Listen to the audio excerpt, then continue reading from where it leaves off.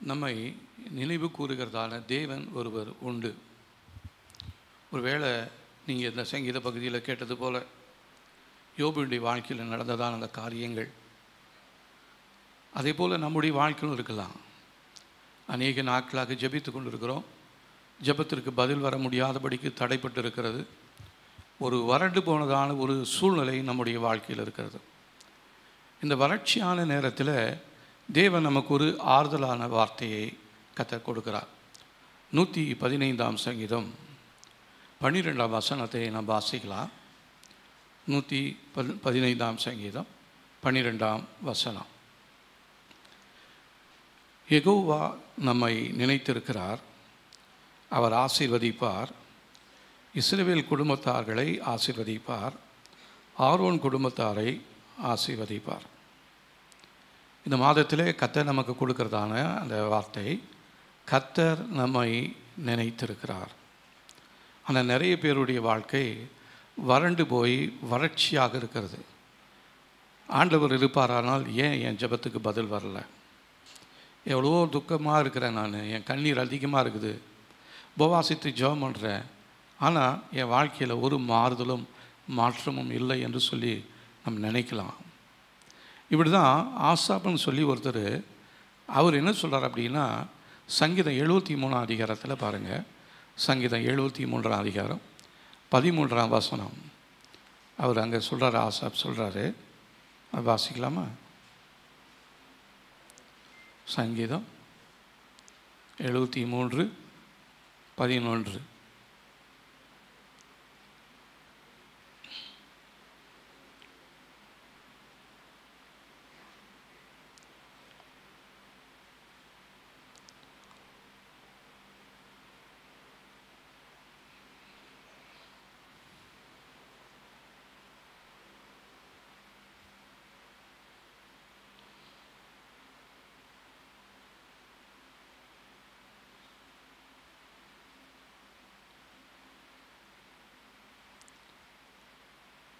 அவர் துன்மார்க்கனை பார்க்குறாரு.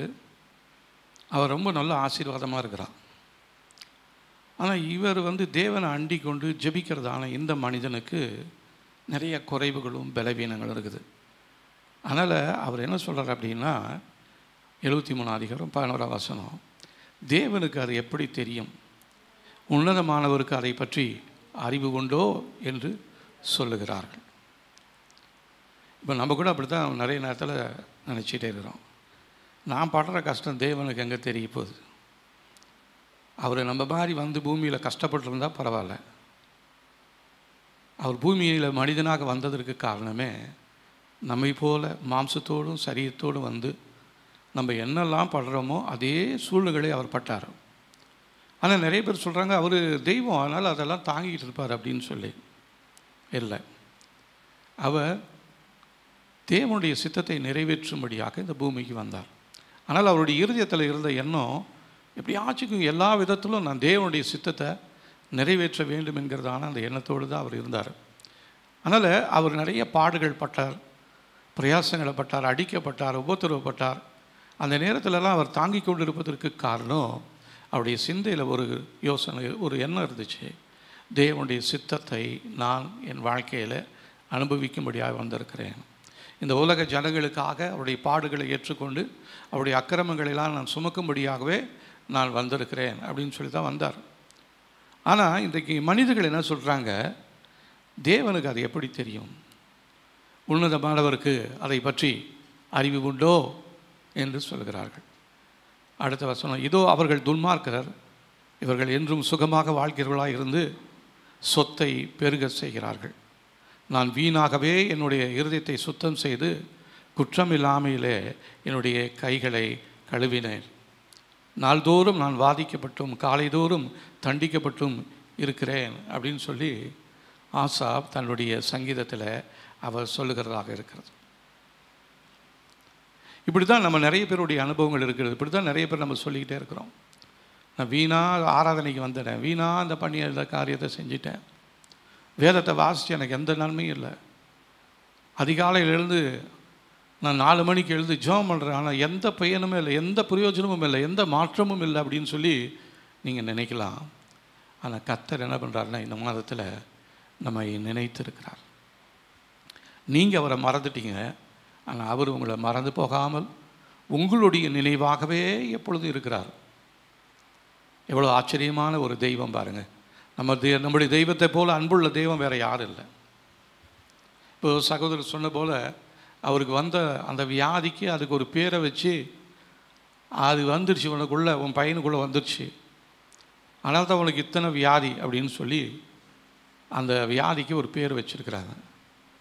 அந்த நம்முடைய ஆண்டவர் நம்முடைய சரீரத்தில் நாம் சுமக்க வேண்டிய வேதனைகளை பாடுகளை அவர் எல்லாம் ஏற்றுக்கொண்டு அதிலிருந்து ஒரு விடுதலை தரும்படியாக தன்னுடைய இரத்தத்தை சிந்தின தேவன் நம்முடைய தேவன். ஆகவே அவர்களுக்கும் நமக்கும் ஒரு பெரிய வித்தியாசத்தை கர்த்தர் இந்த நாட்களில் உண்டு பண்ணி கொண்டிருக்கிறார். நம்முடைய தேவன் நம்மை நினைவு கூறுகிறதான தேவனாக இருக்கிறார். யோபுல கூட பார்த்தீங்கன்னா அவர் எவ்வளோ வேதனைப்பட்டார். 42 அதிகாரம், யோபு 42 அதிகாரம் 7ஆம் வசனம் பாருங்கள்.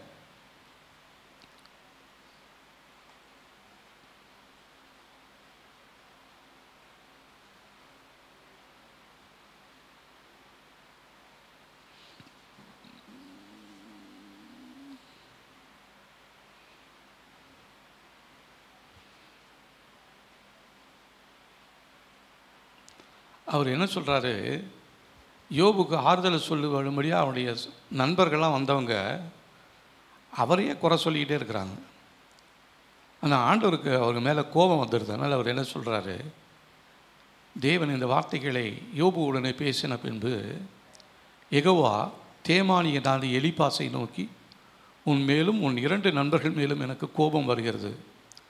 என் ஊழியனாகிய யோபு பேசினது போல் நீங்கள் என்னை குறித்து நிதானமாக பேசவில்லையே அப்படின்றார். நம்ம அவதியாக கோபத்தில் ஆத்திரத்தில் நம்ம என்ன பண்ணிடுறோம், தேவனை அநியாயமாக அவரை குற்றம் சாட்டி கொண்டே இருக்கிறோம். நம்ம பேசுகிற ஒவ்வொரு வார்த்தைகளுக்கும் நியாய தீர்ப்பு நாளில் கணக்கு ஒப்புவிக்க வேண்டும். அது மனுஷனை பேசினாலும் சரி, தேவனை பேசினாலும் சரி, நம்ம பேசக்கூடிய ஒவ்வொரு வார்த்தைகளுக்கும் நியாய தீர்ப்பு நாளில் கணக்கு ஒப்புவிக்க வேண்டும் என்பதை தயவு செய்து மறந்து போயிடாதீங்க. அதனால தான் வீணான வார்த்தைகளை நம்ம பேசவே கூடாது. அதுவும் கோபமும் ஆத்திரம் வந்துடுச்சுன்னா கண்ணு மூக்கு தெரியாமல் நம்ம பாட்டுக்கு பேசிகிட்டே இருக்கிறோம். மனுஷங்கக்கிட்ட பேசுகிறோம், அதே தேவனிடத்திலும் பேசிகிட்டே இருக்கிறோம். நிறைய பேர் அப்படி தான் இருக்கிறோம். ஏன்னா அவர் என்னை நினைக்கவே இல்லை, என்னை மறந்து போயிட்டார், என் ஜெபத்தை கேட்கல, எனக்கு உதவி செய்யாமல் போயிட்டார். ஆனால் தேவனை அறியாதவன் எப்படியோ நல்லா இருக்கிறான், ஆனால் தேவனை ஆராதிக்கிறதான ஏன் வாழ்க்கையில் ஏன் இவ்வளோ கஷ்டங்கள் அப்படின்னு அந்த எண்ணம் வந்த உடனேயே, எரிச்சல் வந்த உடனேயே நம்முடைய இருதயத்தில் தாறுமாறான யோசனைகள் வந்துடுது. நம்முடைய இருதயம் சுத்தமாக இருக்க வேண்டும். இருதயத்தில் சுத்தம் உள்ளவர்கள் பாக்கியவான்கள், அவர்கள் தேவனை தரிசிப்பார்கள்.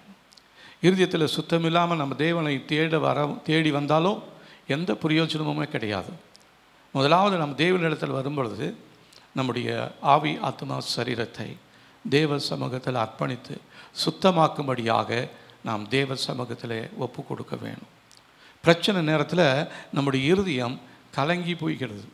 இதை தான் பவுல் அப்போஸ்தலன் கூட சொல்கிறாரு. கலாத்தியருக்கு எழுதினதான நிருபத்தில்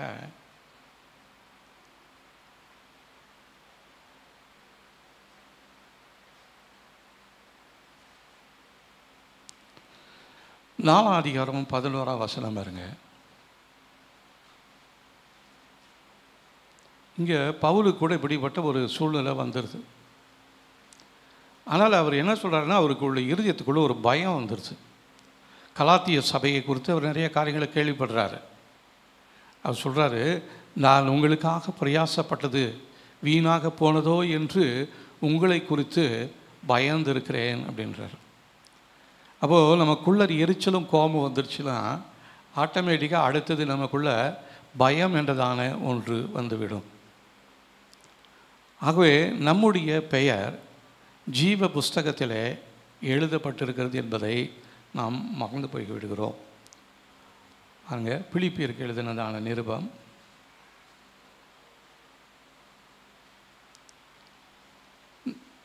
3ஆம் அதிகாரம் 4ஆம் வசனம். சரீரத்தின் மேல் நம்பிக்கை வைக்க வேண்டுமானால் நானும் வைக்கலாம். வேறொருவன் சரீரத்தின் மேல் நம்பிக்கையாக இருக்க நினைத்தால் நான் அதைவிட அதிகமாக அப்படி செய்யலாம். அவர் தன்னை குறித்து நல்ல ஒரு குடும்பத்தில் பிறந்தவர். ஆனால் அவருக்கு என்னென்னா, அவருக்கு ஒரு வைராக்கியம் இருந்துச்சு. அந்த பக்தி வைராக்கியம். தேவன் பேரில் நம்பிக்கை வைத்த பிள்ளைகள் எல்லாத்தையும் அழித்து ஒழிக்கணும்னு தான் அவர் என்ன பண்ணிக்கிட்டு இருந்தார். கடைசியாக தமஸ்குக்கு போகிறார். போகிற வழியில் கர்த்தர் அவரை சந்திக்கிறார். அவரை குறித்து ஒரு திட்டம் வைத்திருக்கிறேன், நான் உன்னை குறித்து ஒரு பெரிய மேன்மையான காரியத்தை வைத்திருக்கிறேன், உன்னுடைய அழைப்பு சாதாரணமான அழைப்பு அல்ல, நான் உன்னை என்ன பண்ண போகிறேன் தெரியுமா, ராஜாக்களுக்கும் அதிகாரிகளுக்கு முன்பாக நான் உன்னை என்ன சாட்சியாக நிறுத்த போகிறேன் அப்படின்னு சொல்லி கர்த்தர் அவரை அழைத்திருந்தார். அதே தேவன் தான் இந்த நாளிலும் நம்மை அழைத்திருக்கிறார். நம்மை குறித்து ஒரு உயர்வான நோக்கத்தோடு தான் தேவன் நம்மை அழைத்திருக்கிறார். அழிந்து போவதற்காக, அழுகையோடு இருப்பதற்காக கர்த்தர் உங்களையும் என்னையும் தெரிந்து கொள்ளவே இல்லை. அப்போ ஏன் இதெல்லாம் என்னுடைய வாழ்க்கையில் சம்பவிக்கிறது அப்படின்னு ஒரு கேள்வி நமக்குள்ள வரலாம். இயேசு கிறிஸ்து கூட தம்முடைய சீஷர்களை பார்த்து லூக்கா 10ஆம் அதிகாரம் 20ஆம் வசனம் பாருங்க.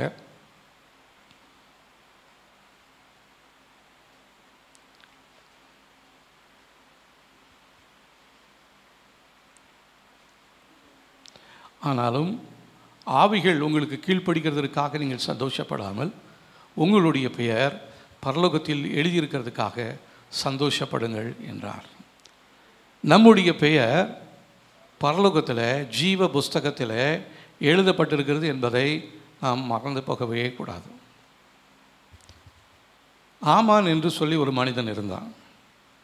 அவன் துஷ்டன், யூதர்களை அழிக்கும்படியாக திட்டம் பண்ணி கொண்டிருந்தான். அந்த யூதர்களை அழிக்கும்படியாக திட்டத்தோடு ராஜா கிட்ட பேசணுன்னு தான் போனான். ஆனால் கர்த்தர் காரியங்களை தலைகீழாக மாற்றினார். காரணம் என்ன தெரியுங்களா, அந்த தேசத்தில் ஒரு நடவடிக்கைகள் புஸ்தகம் இருந்துச்சு. டெய்லி அங்கே நடக்கிற காரியங்கள் எல்லாத்தையும் அந்த புஸ்தகத்தில் எழுதுவாங்க. அதில் எழுதும் பொழுது எஸ்தரின் புஸ்தகம் 6ஆம் அதிகாரம்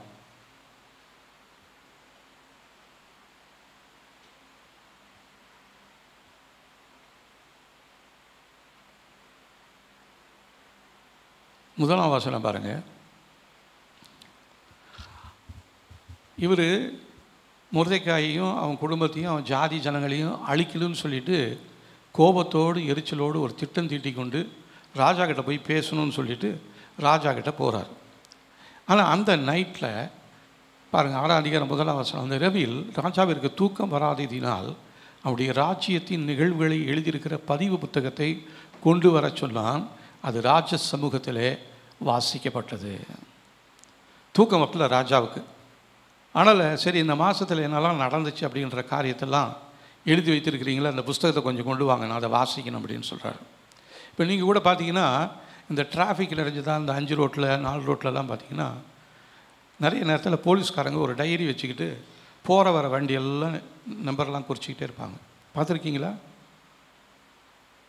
பார்த்தது இல்லையா? ஆமாம். ஏன் அவங்களுக்கு வேறு பொழப்பு இல்லையா? இந்த பக்கம் இத்தனை மணிக்கு எந்த வண்டி போணுச்சு அப்படின்னு சொல்லி நாளைக்கு ஏதாவது ஒரு பிரச்சனை வந்துச்சுன்னா இந்த போலீஸ்காரருடைய டைரியை கேட்பாங்க. ஒவ்வொரு ஸ்டேஷன்லேயுமே ஒரு பர்சனல் டைரி ஒன்று இருக்கும், பிடி அப்படின்வாங்க போலீஸில். அந்த பர்சனல் டைரியில் அன்னன்னைக்கு என்னென்னலாம் தீமை நடந்துச்சு, எந்த கேஸ் வந்துச்சு, எத்தனை பேர் அரெஸ்ட் பண்ணியிருக்கோம் அப்படிலாம் அவங்க எழுதி வச்சுருப்பாங்க. இதை அவங்களுக்கு ஞாபகப்படுத்துவதற்காக அந்த காரியங்கள் அவர்களுக்கு உதவியாக இருக்க வேண்டும் என்று சொல்லி போலீஸ் ஸ்டேஷனில் அதை வைத்திருந்தாங்க. அதை போலவே நம்முடைய தேவனும் தம்முடைய ஞாபக புஸ்தகத்தில் நம்முடைய பெயரை எழுதி வைத்திருக்கிறார். மல்கியாவின் புஸ்தகத்தில் 3ஆம் அதிகாரம் 16ஆம் வசனம் பாருங்களேன். மல்கியா 3:16 3:16. அப்பொழுது கர்த்தருக்கு பயந்தவர்கள் ஒருவரோடு ஒருவர் பேசிக்கொள்வார்கள், கர்த்தர் கவனித்து கேட்பார். கர்த்தருக்கு பயந்தவர்களுக்காகவும் அவருடைய ஞாபகத்தை தியானிக்கிறவர்களுக்காகவும் ஞாபக புஸ்தகம் ஒன்று அவருக்கு முன்பாக எழுதப்பட்டிருந்தது. என் சம்பத்தை நான் சேர்க்கும் நாளிலே அவர்கள் என்னுடையவர்களாக இருப்பார்கள் என்று சேனைகளின் கர்த்தர் சொல்லுகிறார். ஒரு மனுஷன் தனக்கு ஊழியம் செய்கிற தன்னுடைய குமாரனை கடாட்சிக்கிறது போல நான் அவர்களை கடாட்சிப்பேன் என்று சொல்லுகிறார். நீங்களும் நானும் தேவனுடைய பிள்ளைகள். நம்முடைய பெயரை எழுதி வைத்திருக்கிறார், ஒரு ஜீவ புஸ்தகத்தில் எழுதி வச்சிருக்கிறார். நிறைய பேருக்கு ரேஷன் கார்டில் பேர் இருக்காது, ஆதார் கார்டு இருக்காது. இன்றைக்கி எங்கே போனாலும் ஆதார் கார்டு ரேஷன் கார்டு தான் அடிப்படையாக இருக்கிறது. அது இல்லைன்னா எந்த ஒரு காரியமும் நம்மளால் வாங்கவோ விற்கவோ முடியாது. அதே போலவே தேவ சமூகத்தில் கர்த்தர் ஒரு ஞாபக புஸ்தகத்தை கர்த்தர் வைத்திருக்கிறார். அது நீங்கள் இதுவரையிலும் செய்ததான எல்லா நன்மைகளும், ஆண்டவருக்காக நீங்கள் பட்ட பிரயாசங்கள், பாடுகள் எல்லாவற்றையும் கர்த்தர் எழுதி வைத்திருக்கிறார். நீங்கள் நினைக்கிறது போல் அவர் மறந்து போவதற்காக கர்த்தர் உங்களை தெரிந்து கொள்ளவே இல்லை. அவருடைய ஞாபகத்தில் நீங்கள் இருக்கிறீர்கள். அவருடைய புஸ்தகத்தில் உங்களுடைய பெயர் எழுதப்பட்டிருக்கிறது. இப்போ ஒரு கேள்வி, உங்களுடைய பெயர் புஸ்தகத்தில் எழுதப்பட்டிருக்கிறதா? தேவனுடைய ஞாபக புஸ்தகத்தில் உங்களுடைய பெயர் எழுதப்பட்டிருக்கிறதா? சற்று யோசித்து பாருங்கள். உங்களுடைய பெயர் ஜீவ புஸ்தகத்தில் எழுதப்பட்டிருக்கிறதா? அதே போல் பிசாசும் அவனுக்கென்று ஒரு குறிப்பு ஒன்று வச்சுருக்கிறான். அவனும் ஒரு புஸ்தகம் வச்சுருக்கிறான். அதில் அவன் சொன்ன காரியங்களெல்லாம் நீங்கள் செய்ததெல்லாம் எப்போ, தேவனை நம்பி எப்போல்லாம் நீங்கள் அவனுக்கு கீழ்ப்படியாமல் போயிட்டீங்க அப்படின்னு அவன் வச்சுருப்பான். ஆனால் உங்களுக்கு ஒரு கஷ்ட நேரம் வந்தவொடனே ஆண்டவரை விட்டுட்டு பிசாசை தேடி போகும்பொழுது அவனுடைய நோட் புக்கை எடுத்து பார்ப்பான். இவன் இந்த நாட்களெல்லாம் நான் கோயிலுக்கு போயிட்டான், ஆராதனைக்கு போயிட்டான், ஆராதனை பண்ணிக்கிட்டே இருந்துட்டான், எனக்கு பிரியமில்லாத தேவனை இவன் போய் ஆராய்ச்சிக்கிட்டே இருந்தான். ஆனால் இவனுக்கு என்ன, இன்னும் கூட கொஞ்சம் அதிகமாக தண்டனையும் கூட அப்படின்னுவான். நம்ம மனுஷனே அப்படி தானே இருக்கிறோம். நம்மளை ஒருத்தர் வணங்கலைன்னா, ஸ்தோத்திரம் சொல்லலைன்னா நமக்கு எவ்வளோ கோபம் வந்துடுது இல்லைங்களா? இப்போ முருதைக்காய்க்கு மேலே கோபம் வந்ததற்கு காரணம் என்ன? அவன் என்ன பாவம் செஞ்சிட்டாரு? ஆமான் முருதைக்காய் அவனை வணங்கலை, ஒரு தோத்திரம் சொல்லலை. தோத்திரம் சொல்லாததுனால ஆமானுக்கு முருதைக்காய் மேலே ஒரு பெரிய கோபம் வந்துடுச்சு. படிப்படியாக நிறைய காரியங்களை செஞ்சுக்கிட்டே இருக்கிறாரு. அவங்களுக்கு விரோதமாக திட்டம் தீட்டுறாரு. இவன் ஒருத்தன் தோத்திரம் சொல்லன்றதுக்காக அவன் முழு சந்ததியவே அழிக்கணும்னு சொல்லி ராஜாவுடைய கஜானாவில் பணத்தை கொண்டு வந்து கட்டி இந்த ஜனங்களெல்லாம் அழிக்கணுங்க அப்படின்னு ராஜா கிட்ட ஒரு திட்டம் போடுறார். ஆனால் கர்த்தர் அந்த திட்டத்தை நிறைவேற்ற நினைக்கிறீங்களா? அவன் எந்த தேதியில் சொன்னானோ அதே தேதியில் காரியம் தலைகீழாக மாறினது அப்படின்னு நம்ம வாசிக்கிறோம். அதனால் நீங்கள் பிசாசோடு அவனுக்கு செய்ததான தீமையான காரியங்கள், அவன் சொன்னபடியெல்லாம் நீங்கள் சொன்னீங்க, அதெல்லாம் அவன் எழுதி வச்சுருக்கான். தேவ சமூகத்தில் நீங்கள் செய்த நல்ல காரியங்களையும் தேவன் எழுதி வைத்திருக்கிறார். ஒருவேளை பிசாசு மறந்து போயிடலாம், தேவன் மறக்கவே மாட்டார். அவர் நன்மை செய்கிறதான தேவன். அவர் ஒரு நாள் தீமை செய்கிறவர் கிடையவே கிடையாது. அப்போ என் வாழ்க்கையில் ஏன் இந்த தீமைகளெல்லாம் நடக்குது? அவர் என்னை மறந்துட்டாரோ? ஆனால் கர்த்தர் இந்த மாதத்தில் சொல்கிறாரு, அவர் நம்மை நினைவு கூர்ந்திருக்கிறார்.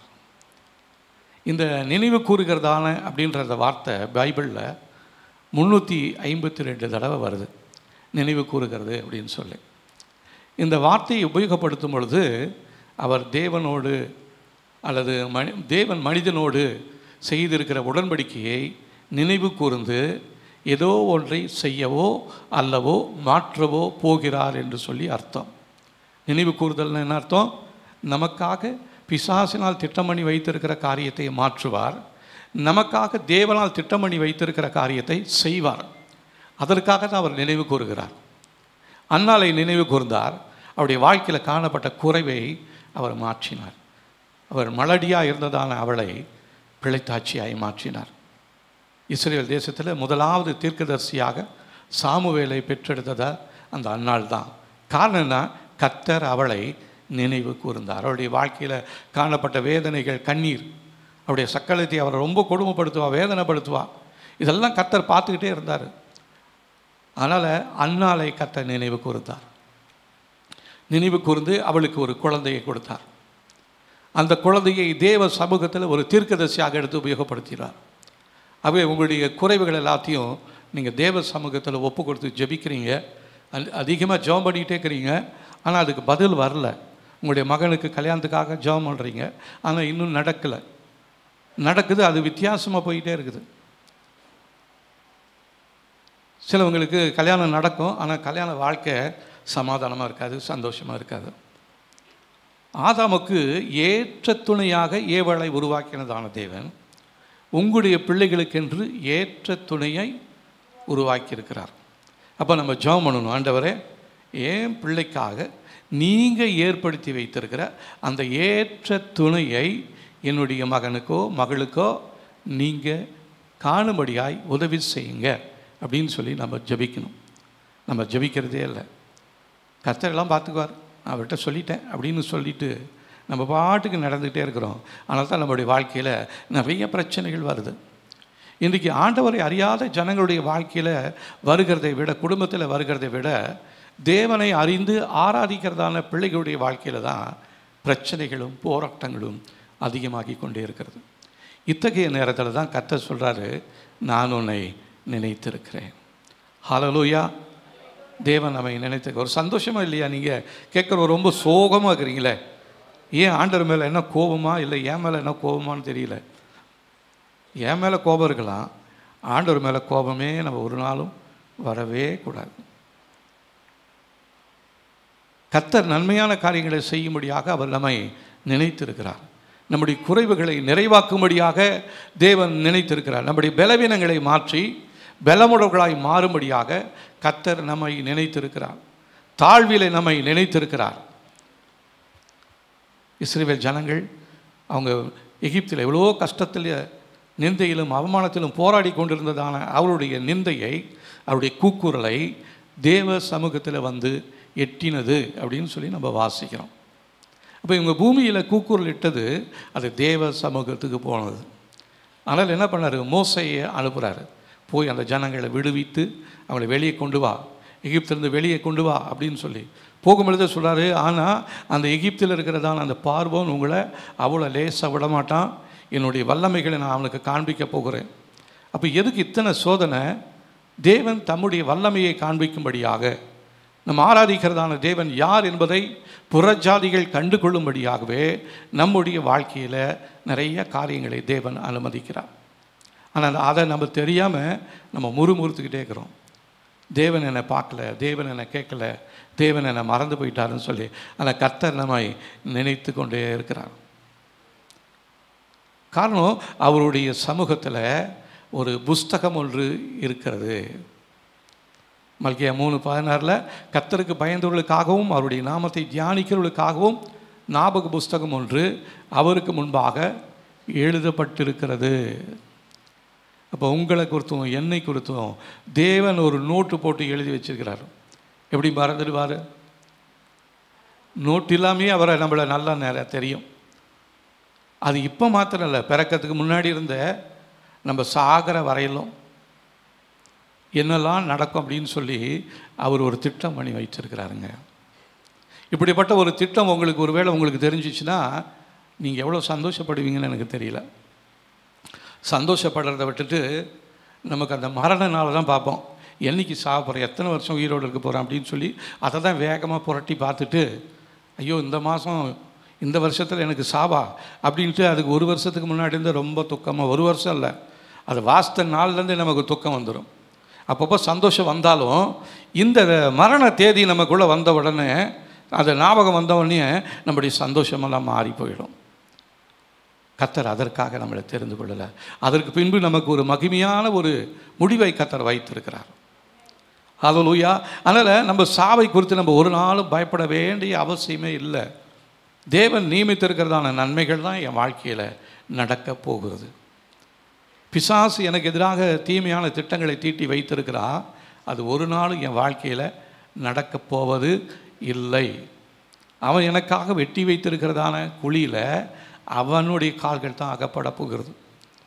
ஆமான் மொர்தெகாய்க்காக செய்ததான அந்த தூக்கு மரத்தில் அவனையும் அவனுடைய பிள்ளைகளின் குடும்பத்தையும் தூக்கி போட அகாஸ்வேர ராஜா உத்தரவு பிறப்பித்தார். ஆனால் அந்த தூக்கு மரம் செய்யும் பொழுது அவனும் அவனுடைய மனைவி, அவங்க பேர் கிரேஸ் இல்லை ஸ்ரேஸ், அவங்க என்ன பண்ணுறாங்க, ரொம்ப நல்ல ஆலோசனை சொல்லி இந்த மாதிரி அவனை தூக்கி போகிறதுக்கு ஒரு தூக்கு மரத்தை செய், ராஜா கிட்ட போய் பேசு, அவன் அப்படியே குடும்பமாக தூக்கி போட்டுடணும், அவனை மாத்திரமில்லை அவனுடைய சந்ததியவே என்ன பண்ணணும், அழிக்கணும் அப்படின்னு சொல்லி ஒரு திட்டத்தை அவனுடைய மனைவி சொல்கிறான். அதை கேட்டு செய்கிறாரு. செய்யும்பொழுது அவனுடைய மனைவி என்ன பேசியிருப்பாங்க, நாளைக்கு காலையில் இதில் தான் மொர்தெக்காயும் அவனுடைய குடும்பம்லாம் சாக போகுது, அது இல்லாமல் அந்த நம்ம தேசத்தில் இருக்கிற அவனுடைய ஜாதி எல்லாத்தையும் ஒழிக்க போகிறான், இதை பற்றி நான் பேச போகிறேன் அப்படின்னு தான் பேசுகிறதுக்கு போகிறான்.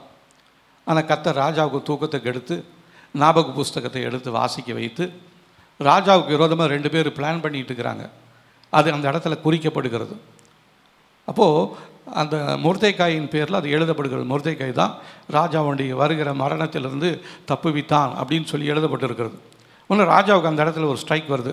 அப்போ இந்த மொர்தெக்காய்க்கு ஏதாவது செஞ்சீங்களா, என் உயிரை காப்பாற்றினேன் அவனுக்கு ஏதாவது செஞ்சீங்களா அப்படின்னு சொன்னவொடனே எதுவுமே செய்யலை. அந்த நேரத்துக்கு தான் அவனை தூக்கி போடுறதுக்குன்னு ஆமான் முன்னாடி வர்றார்.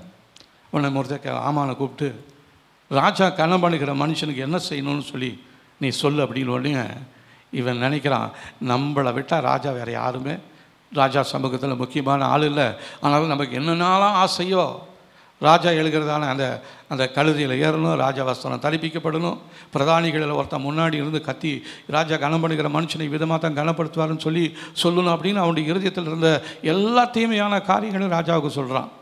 ராஜா சொல்கிறாரு, உடனே இதை போய் மொர்தெக்காய்க்கு செய் அப்படின்றார். ஏற்கனவே மொர்தெக்காய்க்கு மேலே இவருக்கு பெரிய கோபம். இந்த நேரத்தில் இப்படி ஒரு காரியம் வந்தவுடனே அவன் ரொம்ப கோபத்தோடு அதெல்லாம் செஞ்சு முடிச்சுட்டு தன் வீட்டுக்கு போகும்பொழுது தலையில் முக்காடு போட்டுக்கிட்டு போகிறாராம். சந்தோஷமாக வந்தவர் அவர் முக்காடு போட்டுக்கிட்டு போகிறார். இந்த காரியத்தை செய்வதற்கு காரணம் தேவன் மொர்தெக்காயை நினைவு கூர்ந்தார்.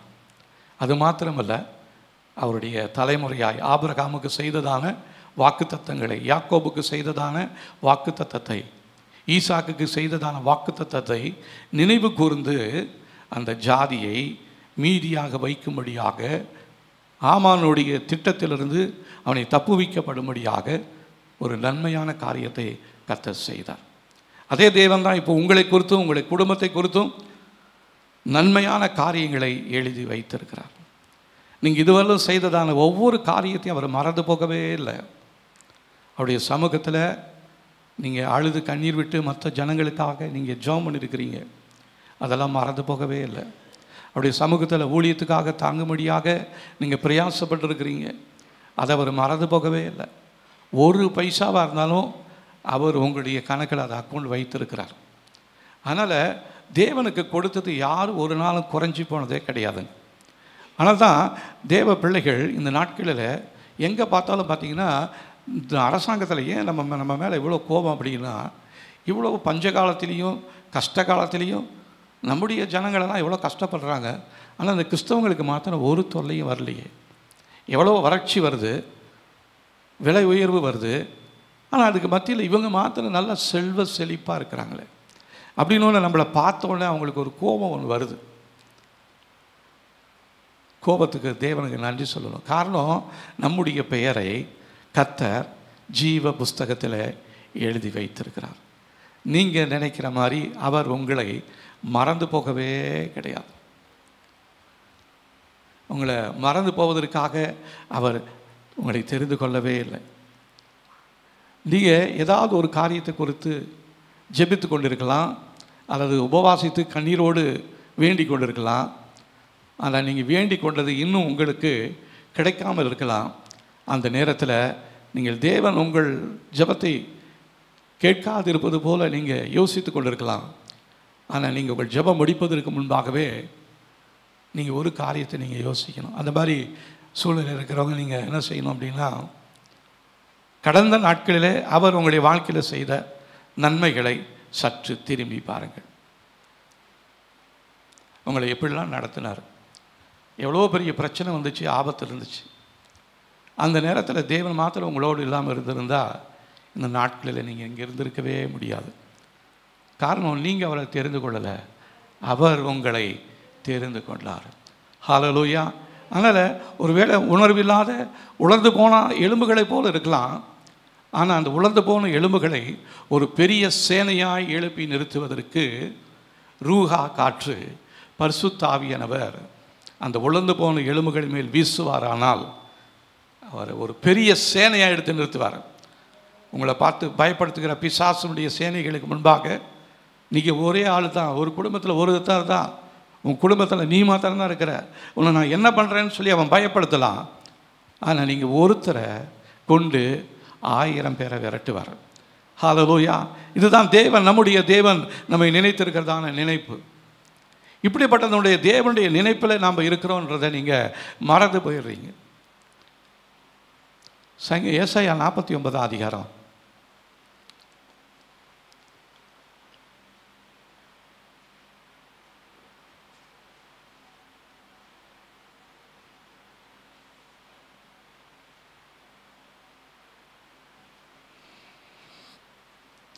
14ஆம் வசனமும் 14லேருந்து 16 வசனம், 14லேருந்து 16ஆம் வசனம் வரலும் வாசிக்கலாம் பாருங்கள். சீயோனோ, கர்த்தர் என்னை கைவிட்டார், ஆண்டவர் என்னை மறந்தார் என்று சொல்கிறாள். ஒரு பெண் தன் கர்ப்பத்தின் குழந்தைக்கு இறங்காமல் தன் மகனை மறப்பாளோ? அவர்கள் மறந்தாலும் நான் உன்னை மறப்பதில்லை. இதோ என் உள்ளங்கைகளில் உன்னை வரைந்திருக்கிறேன், உன் மதில்கள் எப்போதும் எனக்கு முன்பாக இருக்கிறது. ஆனால் இப்போ நம்ம என்ன பண்ணிக்கிட்டு இருக்கிறோம்? சீயோன் ஆகிய நாம் தேவனுடைய நாமத்தை ஆராதிக்கிறதான நாம் நம்ம என்ன பண்ணிகிட்டு இருக்கிறோம் சொல்கிறோம் தெரியுங்களா? கர்த்தர் என்னை கைவிட்டார், அவர் என்னை நினைக்கல, என்னை மறந்து போயிட்டார், ஆண்டவர் என்னை மறந்து போயிட்டார் அப்படின்னு சீயோன் சொல்லுதான். தேவ பிள்ளை சொல்கிறாளா? ஆனால் என்ன சொல்கிறாரு? ஸ்திரீயானவள் தன் கர்ப்பத்தின் பிள்ளைக்கு இறங்காமல் தன் பாலகனை மறப்பாளோ? அவர்கள் மறந்தாலும் நான் உன்னை மறப்பதில்லை. ஹல்லேலூயா. எவ்வளோ ஆறுதலான வார்த்தை பாருங்கள். தேவன் நம்மை மறந்து போகவே இல்லை. மறந்து போவதற்காக தேவன் நம்மை தெரிந்து கொள்ளவே இல்லை. நம்மை அனாதைகளாக இருப்பதற்காக தேவன் நம்மை தெரிந்து கொள்ளவே இல்லை. யோவான் எழுதின சுவிசேஷம் 14ஆம் அதிகாரத்தில் உங்களுடைய இருதயம் கலங்காது இருப்பதாக தேவனிடத்தில் விசுவாசமாயிருங்கள், அவர் உங்களை தெரிந்து கொண்டிருக்கிறார். அப்படிலாம் சொல்லியிருப்பார் முன்னாடியே. உனக்கு என்னால் எதுவும் செய்ய முடியாதுப்பா, நீயே பார்த்துக்க. நிறைய பெற்றோர்கள் பார்த்தீங்கன்னா தங்களுடைய வயதான காலத்தில் தங்களுடைய பிள்ளைகளுக்கு செய்ய வேண்டிய காரியங்களை செய்யாமல் ஆரம்பத்தில் நிறைய பணத்தெல்லாம் செலவு பண்ணி சொத்தெல்லாம் அழித்து போட்டுட்டு கடைசி நேரத்தில் அப்படி நிறைய பேரை நான் பார்த்துருக்குறேன். தன்னுடைய பிள்ளையை கூப்பிட்டு, எனக்கிட்ட எதுவுமே இல்லை, என்னை எதிர்பார்க்காத, நீ போய் சம்பாதிச்சு நீ உன் காரியத்தை பார்த்துக்கோ அப்படின்னு சொல்கிற பெற்றோர்களும் உண்டு. பெற்றோர்கள் பிள்ளைகளுக்கு சொத்து சேர்த்து வைத்து ஆசீர்வாதமாய் மாற்றுகிற பெற்றோர்களும் உண்டு. நம்முடைய தகப்பன் அவர் மாறாததான தேவன், அவர் நம்மை மறந்து போகாதவர். அவர் நமக்காக எல்லாவற்றையும் ஆயுதம் பண்ணி வைத்திருக்கிறார். அவர் நம்முடைய நினைவாகவே இருக்கிறார், அவர் நம்மை நினைத்து கொண்டிருக்கிறார். ஆகவே இந்த சீயோன் சொல்வது போல ஆண்டவர் என்னை கைவிட்டுட்டாரு, தேவன் என்னை மறந்துட்டாருன்னு நம்ம இதுவரையும் சொல்லிக்கிட்டு இருந்ததான அந்த வார்த்தைகளை மாற்றுவோம். சொன்ன வார்த்தைகளை கேன்சல் பண்ண முடியா தேவ சமூகத்தில் ஜெபம் பண்ணணும். ஆண்டவரை, நீங்கள் என்னுடைய நினைவாகவே இருக்கிறீங்க, என்ன உங்களுடைய உள்ளங்கைகளில் வரைந்திருக்கிறீங்க ஆண்டவரே, என்னுடைய மதில்களெல்லாம் உமக்கு முன்பாக இருக்கிறது, என்னை சுற்றி பாதுகாப்பு வளையம் உங்கள் கையில் இருக்குது. இன்றைக்கி எவ்வளோ தான் அரசாங்கத்தில் பாதுகாப்பு வளையம் அந்த படை இந்த படைன்னு சொல்லி எவ்வளவோ உயர்ந்ததான பாதுகாப்பெல்லாம் கொடுத்தா கூட நம்முடைய தேசத்துக்குள்ளாரையும் தலைவர்களுக்குள்ளாகவும் எளிதாக தீவிரவாதிகள் வந்து நம்மளை அழித்து நாசம் பண்ணிட்டு போயிடுறாங்க. ராஜீவ்காந்திக்கு இல்லாத பாதுகாப்பாக எவ்வளோ பெரிய பாதுகாப்பு இருந்துச்சு. ஆனால் அத்தனை பாதுகாப்பு வளையத்துக்கு மேலே நிறைய சொல்லுவாங்க, எத்தனையோ வளையங்கள் இருந்துச்சுன்னு. அதெல்லாம் தாண்டி தான் அவரை தொடணும்னு சொல்லியிருந்தாங்க. ஆனால் அதெல்லாம் தாண்டி வந்து ஒரு பெண் அவருடைய உயிரை பறிச்சிட்டு போயிட்டான். அப்போ அவங்களுக்கு இல்லாத பாதுகாப்பாக நமக்கு அதை விட உயர்ந்த பாதுகாப்பு என் தேவன் இடத்துல உண்டு. ஹல்லேலூயா. அவருடைய செட்டைகளின் மறைவிலே கர்த்தர் என்னை வைத்திருக்கிறார். காரணம், என்னுடைய பாதுகாப்பு வளையம் அவருக்குள்ளே இருக்குது. என் உள்ள கைகளிலே உன்னை வரைந்திருக்கிறேன், உன் மதில்கள் எப்போதும் என் முன்பாக இருக்கிறது. என்னை தாண்டி யாரும் உனக்குள்ளே வர முடியாது. யோபு கூட பார்த்தீங்கன்னா பிசாசு சொல்கிறான், ஆண்டவர் ஒரு சேலஞ்ச் பண்ணுறாரு, நீ என் மகனாக யோபுவை பார்த்தியா? பிசாசு சொல்கிறான், நீங்கள் அவனுக்கு சுற்றிலுமாக ஒரு பாதுகாப்பு வளையத்தை உண்டு பண்ணியிருந்தீங்க, ஆனால் அவன் உங்களை துதிக்கிறான், நீங்கள் நல்லவர்னு சொல்கிறான். அந்த வளையத்தை கொஞ்சம் எடுத்து பாருங்களேன். அதுக்கப்புறம் அவன் என்ன பண்ணுறான் பாருங்கள், எப்படி தூசிக்கிறானா இல்லையான்னு பாருங்கன்னு சொல்லி சேலஞ்சு பண்ணுறான். ஆண்டவர் அதற்கு அனுமதி கொடுக்குறாரு. இப்போ நம்ம காலையில் சங்கீதத்தில் கேட்டது போல் யோபுக்கு ஒரே நாளில் எல்லா சொத்து பத்துகளெல்லாம் போயிடுச்சு. பிள்ளைகள் போயிட்டாங்க, சொத்து போயிடுச்சு, சரீரத்தில் பலவீனம் வந்துடுச்சு, சொந்த மனைவியை அவனுக்கு விரோதமாக பேசுகிறாங்க. இவ்வளோ நெருக்கத்துக்கு மத்தியில் யோபு தன்னுடைய தேவன் பேரில் வைத்திருந்ததான நம்பிக்கை, அவர் என்னை விசாரிப்பார், நான் ஒரு நாளைக்கு அவரை முகமுகமாக பார்ப்பேன் அப்படின்ற ஒரு நினைவு அவருக்குள்ளே இருந்ததுனால தான் கர்த்தர் அவரை காப்பாற்றினார். ஆகவே உங்களுடைய வாழ்க்கையில் என்ன பிரச்சனை வந்தாலும் சரி, நீங்கள் தேவ சமூகத்தில் ஜெபிங்க. ஆண்டவரே, நீங்கள் அனுமதிக்காமல், உங்களுக்கு தெரியாமல் எந்த தீமையும் என் வாழ்க்கையில் இதுவரையிலும் நடந்ததில்லை, இனிமேலும் நடக்க போவது இல்லை. ஹல்லேலூயா. தேவன் அனுமதிக்காமல் எந்த தீமையும் நம்முடைய வாழ்க்கையில் நடக்கவே நடக்காது. ஹல்லேலூயா. ஆமாம், இந்த வார்த்தைகள் மூலமாக நம் தேவ சமூகத்தில் நம்ம ஒப்பு கொடுத்து ஜெபிக்கணும். தேவன் கடந்த நாட்களில் செய்ததான காரியங்களை நாம் சற்று யோசித்து பார்ப்போம். இவ்வளோ காரியங்களெல்லாம் பண்ணோம், ஆராதித்தோம், காணிக்க போட்டோம், உபவாச ஜெபம் பண்ணோம், மற்றவங்ககிட்ட சொல்லி ஜெபம் பண்ணோம், நிறைய பேருக்கு ஊழியக்காரர்கிட்ட லெட்டர் போட்டு ஜெபம் பண்ணோம், டிவியில் ஜெபம் பண்ணாங்க. இவ்வளோ ஜெபம் பண்ணி என் குடும்பத்தில் இன்னும் மாறவே இல்லையே அப்படின்னா நம்முடைய வாழ்க்கையில் சில குறைவுகள் இருக்கலாம். அது என்ன குறைவுன்னு சொல்லி நான் இப்போ உங்களுக்கு சொல்ல போகிறேன். முதலாவது, நீங்கள் மறுபடியுமாக பிறந்திருக்க வேண்டியது அவசியமாக இருக்கிறது. யோவான் எழுதின சுவிசேஷம் 3ஆம் அதிகாரம்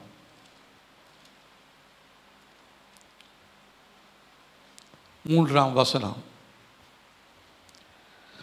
இயேசு அவனுக்கு பிரதியுத்தரமாக, ஒருவன் மறுபடியும் பிறவாவிட்டால் தேவனுடைய ராஜ்யத்தை காண மாட்டான் என்று மெய்யாகவே மெய்யாகவே உனக்கு சொல்லுகிறேன் என்றார். அப்போது நமக்குள்ள அந்த மறுபடியும் பிறந்ததான அந்த அனுபவம், ஞானஸ்நானம் எடுத்திருக்கீங்களா? நிறைய பேர் ஞானஸ்நானம் எடுத்திருந்தாலும் அவங்களுடைய பழைய சுபாவங்கள் இன்னும் அவங்களுக்குள்ளாரியே இருக்குது. மரித்து போகாதபடி, பாவத்திற்கு மரிக்காதபடிக்கு ஞானஸ்நானம் எடுத்துட்டு மறுபடியும் மேலே வந்து உயிரோடு இருக்கிறவங்களுக்கு நிச்சயமாக தேவனுடைய பாதுகாப்பு இருக்காது. நீங்கள் ஞானஸ்நானம் எடுத்துட்டீங்க, எல்லோரும் எடுத்துட்டாங்களே, நீங்களும் அந்த நாளில் ஒப்பு கொடுத்து நீங்கள் ஞானஸ்நானம் எடுத்துருக்கலாம். அதனால தான் அவங்க குடும்பத்துக்குள்ளே பிரச்சனைகள் இருக்கிறது, போராட்டங்கள் இருக்கிறது. உங்கள் பக்கத்தில் வீட்டில் இருக்கிற குடும்பத்தில் என்ன பிரச்சனை இருக்குதோ அதுதான் உங்கள் வாழ்க்கையிலையும் இருக்குது. நான் ஞானஸ்நானம் எடுத்துருக்கிறேனே, எடுத்தீங்க, மாற்றம் இருக்குதா? எதற்காக ஞானஸ்நானம் எடுத்தீங்க? பாவத்துக்கு மரித்து இருக்கிறீங்களா? இல்லை இன்னும் உங்களுக்குள்ள பாவ காரியங்கள் அவ்வப்போது தலை தூக்கி கொண்டே இருக்கிறதா? சின்ன ஒரு காரியமாக இருந்தாலும் அவர் நம்மை விசாரிக்கிறவராக இருக்கிறார். அவருடைய ஞாபக புஸ்தகத்தில் எல்லாம் எழுதி வைக்கப்பட்டிருக்கிறது. நீங்கள் ஞானஸ்நானம் எடுத்த தேதியை மறந்துருக்கலாம், ஆனால் கர்த்தர் உங்களுடைய ஞானஸ்நானத்தை மறக்கவே இல்லை. ஏன்னா நீங்கள் அவளோடு செய்திருக்கிறீங்க ஒரு உடன்படிக்கை. நான் உண்மையுள்ளனா இருப்பேன், இனிமேல் பழைய காரியம் எதுவுமே செய்ய மாட்டேன், இனிமேல் கோபப்பட மாட்டேன், ஆத்திரப்பட மாட்டேன், கெட்ட வார்த்தை பேச மாட்டேன், விக்கிரகத்தை போய் வணங்க மாட்டேன், படைச்சதை சாப்பிட மாட்டேன், ரத்தத்தோடு புசிக்க மாட்டேன். இப்படிலாம் தீர்மானம் பண்ணி நீங்கள் ஞானஸ்நானம் எடுத்தீங்களா? இல்லைன்னா எல்லோ பாஸ்டர் சொன்னாரேன்னு சொல்லிவிட்டு நீங்கள் ஞானஸ்நானம் எடுத்தீங்களா? எதற்காக ஞானஸ்நானம் எடுத்தீங்க? சற்று யோசித்து பாருங்கள். அதுக்காக திருப்பி உங்களுக்கு இன்னொரு ஞானஸ்நானம் கொடுக்க முடியாது. தெரியாமல் எடுத்துட்டங்க, இன்னொரு தடவை கொடுத்துருங்கன்னு சொல்லி வசனம் இருக்குது. ஒரே ஞானஸ்நானம் தானா?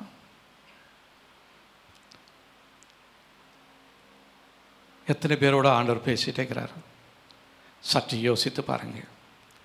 ஞானஸ்நானத்துக்கு முன்னாடி, ரட்சிக்கப்படுறதுக்கு முன்னாடி உங்களுடைய வாழ்க்கையில் காணப்பட்டதான அதே தீமைகளும், அதே பொறாமைகளும், அதே எரிச்சலும், அதே கோபமும், அதே வைராக்கியமும், அதே கசப்பும் இன்னும் உங்களுடைய வாழ்க்கையில் இருக்குதா?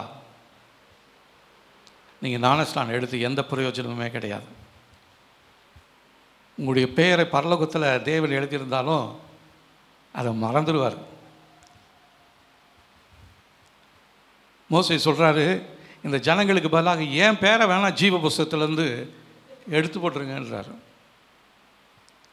அப்போ உங்கள் குடும்பத்துக்காக, மற்றவங்களுக்காக நீங்கள் ஞானஸ்நானம் எடுத்துருந்தீங்கன்னா அது செல்லாது. நீங்கள் உண்மையாக மனம் திரும்பி உங்களுடைய பாவத்திலிருந்து, அக்கிரமத்திலிருந்து கர்த்தர் என்னை வெளியே கொண்டு வந்தார் அப்படின்ற நம்பிக்கையோடு நீங்கள் எடுத்திருப்பீர்களானால் நிச்சயமாகவே கர்த்தர் உங்களை நினைத்து கொண்டிருக்கிறார். இந்த நாட்களில் சொல்கிற வார்த்தைகள் உங்களுக்கு தான். இல்லைன்னா நீங்கள் இந்த கேட்ட வார்த்தைகள் ஒன்றுக்கும் உதவாது. சற்று யோசித்து பாருங்களேன். ஞானஸ்நானம் எடுக்காதவங்க, நீங்கள் ஞானஸ்நானம் எடுப்பதற்கு தேவ சமூகத்தில் நீங்கள் ஒப்பு கொடுக்கணும். ஞானஸ்நானம் எடுத்தவங்க உங்களுடைய ஞானஸ்நானத்தை நீங்கள் மறுபடியுமாக தேவ சமூகத்தில் நீங்கள் புதுப்பிக்க வேண்டும். ஆண்டவர்கிட்ட மனம் திரும்பி ஆண்டவர்கிட்ட பாவ மன்னிப்பு கேளுங்க. ஆண்டவரே, நான் செய்தது தவறு தான். உங்கள் சமூகத்தில் நான் ஞானஸ்நானம் எடுத்த பின்பு இத்தனை இடத்துல கோபப்பட்டிருக்கிறேன், இத்தனை இடத்துல இன்னும் இத்தனை பேரில் கசப்பு இருக்குது, இன்னும் இத்தனை பேரை மன்னிக்க முடியாமல் இருக்கிறேன். ஆண்டவர் உணர்த்துறாரா? சற்று யோசித்து பாருங்களேன்.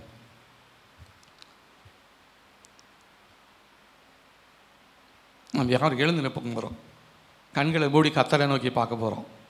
உக்காந்துட்டு கண்ணை மூடனா தூங்கிடுவோம். நின்று கண்ணை மூடலனாலும் பரவாயில்ல, கண்ணை திறந்த நீங்கள் ஞானஸ்நானம் எடுத்ததை சற்று கற்பனை பண்ணி பாருங்கள். அந்த நேரத்தில் உங்கள்கிட்ட ஊழியக்காரங்க என்ன கேட்டாங்க, நீங்கள் என்ன பதில் சொன்னீங்க? அந்த நாளில் எல்லா காரியத்தையும் விட்டுட்டேன், நான் இனிமேல் செய்ய மாட்டேன் அப்படின்னு சொன்னதான அந்த காரியம், சம்பவம் உங்களுக்கு கண்களுக்கு முன்பாக வருதா? உங்களுடைய காதுகளுக்கு கேட்குதா? நீங்கள் சொன்ன வார்த்தை நீங்கள் சொன்னதான வார்த்தை தான். ஆனால் நீங்கள் சொன்ன வார்த்தையை கர்த்தர் அவருடைய ஞாபக புஸ்தகத்தில் எழுதி வைத்திருக்கிறார். ஒருவேளை இங்கே இருக்கிற ரெக்கார்டை கூட அழிச்சிடலாம்.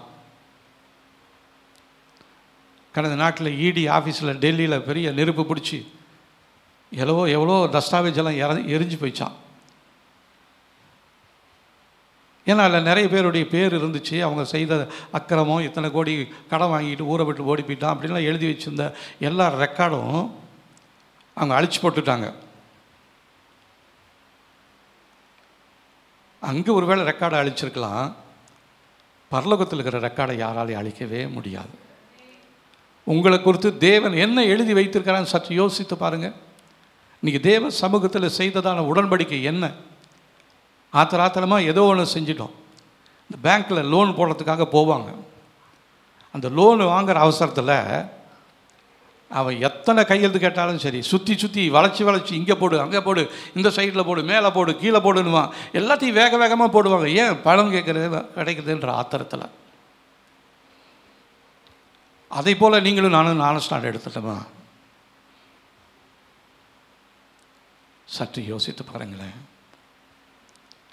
ஒன்ஸ் நீங்கள் அந்த ரெக்கார்டில் கையெழுத்து போட்டுட்டிங்கன்னா, நீங்கள் லோன் வாங்கி கட்டலைன்னா கூட அந்த ரெக்கார்டை எடுத்துக்கிட்டு உங்கள் வீட்டுக்கு வருவார் பேங்க்லேருந்து. நீங்கள் இவ்வளோ ரூபாய் கடன் வாங்கியிருக்கீங்க, வட்டி கட்டலை, நீங்கள் எல்லாம் கட்டணும், இல்லைன்னா உங்கள் வீட்டை ஜப்தி பண்ணுவேன், உங்கள் வீட்டு வாசலை இடிச்சிட்டு போயிடுவேன், ஜன்னல் கதவை பேத்திக்கிட்டு போயிடுவேன்னு வருவான். பரலோகத்திலிருந்து அப்படி தேவன் வருவாரா? தேவன் செய்ய மாட்டார். பிசாசு அதற்காக இருக்கிறான். நீங்கள் தேவ சமூகத்தில் செய்ததான தீர்மானத்தில் உண்மை இல்லாதவர்களாக இருக்கிறீங்க. அதனால் உன் வீட்டு வாசலை பெருப்பதற்கு, உன் ஜன்னலை பெருப்பதற்கு, அது வழியாக பிசாசு நுழைவதற்கு வழியை ஏற்படுத்துகிறேன் என்று சொல்லி பிசாசு உங்களை சுற்றி வந்து கொண்டே இருக்கிறான். அதனால தான் உங்களுக்கு இவ்வளோ பிரச்சனை இருக்குது. அதனால தான் நீங்கள் தேவன் மறந்து போயிட்டாரோன்னு நினைக்கிறீங்க. அவர் ஒரு நாளும் மறந்து போகிறவர் கிடையவே கிடையாது. அவருடைய உள்ளங்கைகளில் உங்களை வரைந்து வைத்திருக்கிறார். ஆனால் சீயோன் என்ன சொல்கிறா? தேவன் என்னை மறந்துட்டாரே அப்படின்றா. சீயோன் சொல்வது போல இன்றைக்கி அநேக தேவ பிள்ளைகளும் சொல்லிக்கிட்டு இருக்கிறாங்க, கர்த்தர் என்னை மறந்துட்டாரோ. எத்தனை வருஷமாக ஆராதனைக்கு வந்துகிட்டே இருக்கிறேன், எத்தனையோ காரியங்களை தேவனுக்காக செய்திருக்கிறேன், இதெல்லாம் மறந்து போயிட்டாரோ. அவர் ஒரு நாளும் உங்களுக்கு கடனாளியாக தேவன் இருக்க போவதே கிடையாது. அவருடைய நாமத்திற்காக நீங்கள் பட்ட பிரயாசங்களையும் பாடுகளையும் மறந்து போவதற்கு தேவன் அநீதி உள்ள தேவன் அல்லவே அல்ல. தேவன் நீதியுள்ளவராக இருக்கிறார். ஏன் பின்ன என் வாழ்க்கையில் இவ்வளோ போராட்டங்கள்? மறுபடியும் பிறந்திருக்கிறீங்களா? பிறந்திருக்கிறேன். ஆனால் பிறந்ததான அதே வேகத்தில் என்ன பண்ணிட்டேன், மறுபடியுமாக பழைய குருடி கதவு தரடின்னு பழைய வாழ்க்கைக்கே போயிட்டேன்.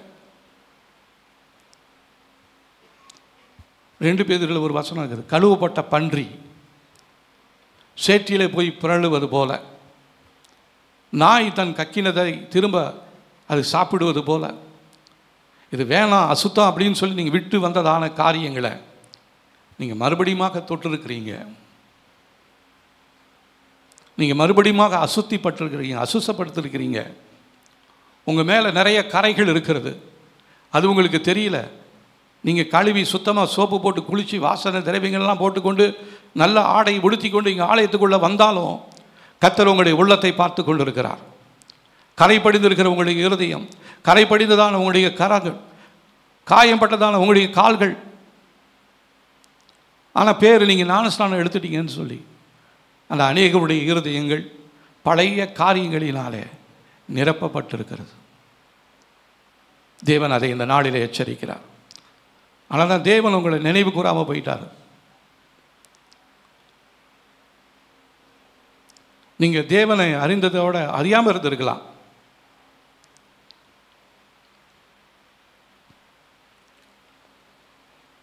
இருபத்தோராம் நம்ம வருமா? 2 பேதுரு 2 அதிகாரம் 21 அவள் நீதியின் மார்க்கத்தை அறிந்த பின்பு தங்களுக்கு ஒப்புவிக்கப்பட்ட பரிசுத்த கற்பனையை விட்டு விலகுவதை பார்க்கிலும் அதை அறியாதிருந்தார்களானால் அவர்களுக்கு நலமாக இருக்கும். நீங்கள் இப்போ தேவன் யார் என்று அறிஞ்சிட்டீங்க. நான் கர்த்தர் சொல்கிறேன், நீங்கள் அறியாமல் இருந்தது தான் அது உங்களுக்கு நல்லமாக இருந்திருக்கும். ஆனால் தேவனை அறிஞ்சேன்னு சொல்லியுமே நீங்கள் மறுபடியும் பழைய காரியங்களுக்குள்ளாய் பழைய சுபாவங்களுக்குள்ளாய் உங்களுடைய குடும்பம் இருக்குமானால் உங்களுடைய குடும்பத்தில் எப்படி ஆசீர்வாதம் வரும்? எப்படி பலவீனங்கள் இல்லாமல் போக போகுது? எப்படி குறைவுகள் இல்லாமல் போயிடும்? நீங்கள் வேண்டிக் கொள்வதை விட நினைப்பதை விட அதிகமாக செய்கிறேன் என்று சொன்னவர் நீங்கள் வேண்டிக் கொண்ட நினைத்ததான காரியங்களுக்கு மேலாக தான் உங்களை ஆசீர்வதிப்பார ஒழிய அதை விட கீழாக உங்களை ஆசீர்வதிக்க போகிறது கிடையாது. ஒருத்தரும் நான் இருக்கிற நிலைமையோட கீழாக போகணும்னு யாருமே விரும்பவே மாட்டோம். தேவனை தேடி வந்தோம், பழைய காரியத்திலேருந்து என் குடும்பத்துக்கு ஒரு மேன்மையை கொடுக்கணும், ஒரு ஆசீர்வாதத்தை கொடுக்கணும்னு தான் நம்ம தேவனை தேடி வந்தோம். ஆனால் தேவனை தேடி வந்துமே முன்னாடி இருந்ததை விட இன்னும் பின்னிலைமை மோசமாக இருக்கிறது. அதுக்கு நீங்கள் தேவனை அறியாமலே இருந்திருக்கலாமே, ஆலயத்துக்கு வராமலே இருந்திருக்கலாமே, ஞானஸ்நானம் எடுக்காமலே இருந்திருக்கலாமே. ஏன் உங்கள் வாழ்க்கையில் பிரச்சனைகள் போராட்டங்கள்? தேவன் உங்களை மறந்து போயிட்டாரா? இல்லை. இப்போ நீங்கள் எடுத்த ஞானஸ்நானத்தை குறித்து நீங்கள் ஒரு கேள்வி கேட்டு பாருங்கள். நான் ஞானஸ்நானம் எடுத்தல, அந்த நாளில் நான் எடுத்த தீர்மானத்தில் நான் உண்மையுள்ளவனாக இருக்கிறேனா உண்மையற்றவனாக இருக்கிறேனா என்று சொல்லி கேள்வி கேட்டுக்கொள்ளுங்க. ஆண்டவர் உங்களோடு பேசி கொண்டிருக்கிறார்.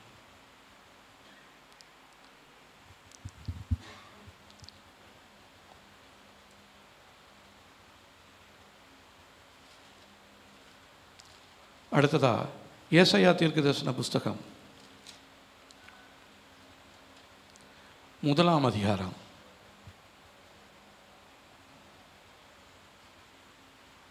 18, 19 வசனங்களை நம்ம வாசிக்கலாம் பாருங்கள்.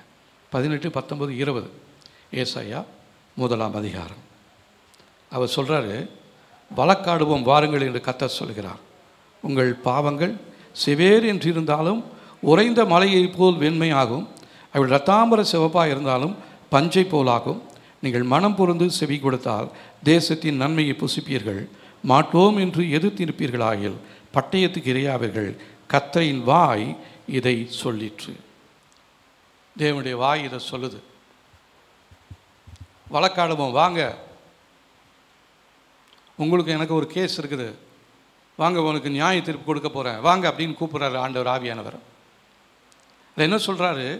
உங்களுடைய பாவங்கள் இரத்தாம்பர சிவப்பாக இருந்தாலும் அதை பஞ்சை போல நான் வெண்மையாக்க என்னுடைய இரத்தத்தில் வல்லமை உண்டு.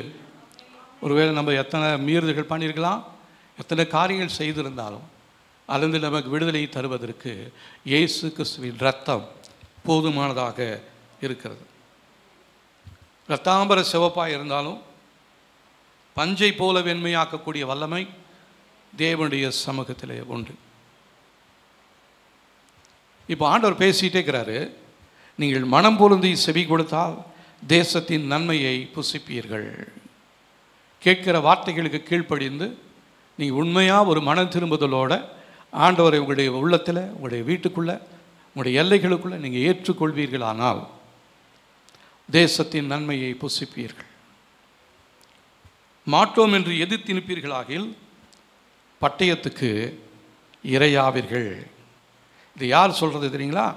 கர்த்தருடைய வாய் இதை சொல்லுகிறது. அதனால் இப்போ நம்ம எதிர்த்து நிற்க போகிறோமா, தேவனுக்கு கீழ்ப்படிந்து இருக்க போகிறோமா? சற்று தேவ சமூகத்தில் நாம் ஆராய்ந்து பார்க்க போகிறோம். ஹல்லேலூயா. கர்த்தாவே, இந்த நல்ல நேரத்துக்காக நன்றி. நீங்கள் எங்களுடைய வாழ்க்கையில் உணர்த்துகிறதான காரியங்களில் நாங்கள் எங்களை ஆராய்ந்து பார்க்கும். எங்களுடைய வாழ்க்கையில் காணப்படுகிற எல்லா தீமையான காரியங்களும் இயேசுவின் நாமத்தினால், இயேசுவின் இரத்தத்தினால மூலமாய் கழுவப்படும்படியாய் சொல்லி ஜெபிக்கிற ஆண்டவரே, நாங்கள் எதிர்த்து நிற்கவில்லை ஆண்டவரே.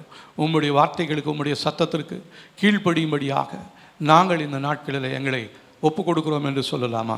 இந்த ஜெபம் கர்த்தர் இந்த நாட்களில் விரும்புகிறவராக இருக்கிறார். தேவ சமூகத்தில் நம்ம அறிக்கை செய்ய போகிறோம். ஆண்டவர், எங்களுடைய கடந்த காலத்தின் காரியங்கள், எங்களுடைய வாழ்க்கையில் காணப்படுகிற எல்லா தீமையான காரியங்கள் ஞானஸ்நானம் எடுத்தும் இன்னும் எங்கள் வாழ்க்கையில் மாறாதபடிக்கு, இன்னும் அவங்க மேலே கோபம், இவங்க மேலே கோபம், இவங்க மேலே கசப்பு, அவங்க மேலே கசப்புன்னு சொல்லி நிறைய கசப்போட வைராக்கியத்தோட இன்னும் நான் இருக்கிற ஆண்டவரே, என் இருதயத்தை நீங்கள் சுத்தமாக கழுவுங்க. அதுதான் என் வாழ்க்கையில் வர வேண்டிய நன்மைகளை கெடுத்து கொண்டு இருக்கிறது. என் குடும்பத்தில் நடக்க வேண்டிய காரியங்கள் அதுதான் தடை செய்து கொண்டு இருக்கிறது. என் பிள்ளைகளுடைய வாழ்க்கையில் வர வேண்டிய நன்மைகள் இன்னும் கிடைக்கல ஆண்டவரே. என்னுடைய குடும்பத்துக்கு மேலே நீங்கள் வைத்திருக்கிற ஆசீர்வாதம் இன்னும் வரல ஆண்டவரே. என்னை விட என் பக்கத்து வீட்டுக்காரன் நல்லா இருக்கிறானே. தேவனை அறியாதவங்க ஜனங்க நல்லா இருக்கிறாங்களே. ஆனால் தேவனை அறிந்தும் நான் இன்னும் இவ்வளோ கொடுமையிலும் கஷ்டத்தில் இருப்பதற்கு காரணம் என் மேலே காணப்படுகிற அழுக்கு, பாவங்கள், அது எல்லாத்தையும் கர்த்தர் இந்த நாளிலே மன்னிக்கும்படியாய், மறக்கும்படியாய் சொல்லி ஜெபிக்கிறேன் ஆண்டவரே. நாங்கள் எதிர்த்து நின்றோமானால் பட்டயத்துக்கு இரையாவோம் என்று சொல்லி தேவனின் இந்த நாட்களிலே எங்களுக்கு எச்சரிப்பு கொடுத்து கொண்டு இருப்பதற்காக நன்றி ஆண்டவரே. ஹல்லேலூயா. ரபா லரதீனாசியா ருதிரீனா ஷஹதுரானியாசியா. ஹல்லேலூயா. நன்றி ஆண்டவரே, நன்றி ஆண்டவரே, நன்றி ஆண்டவரே, நன்றி நன்றி நன்றி நன்றி. இன்னொரு வசனத்தை வாசிக்கலாம் பாருங்க. 1 ராஜாக்களின் புஸ்தகம்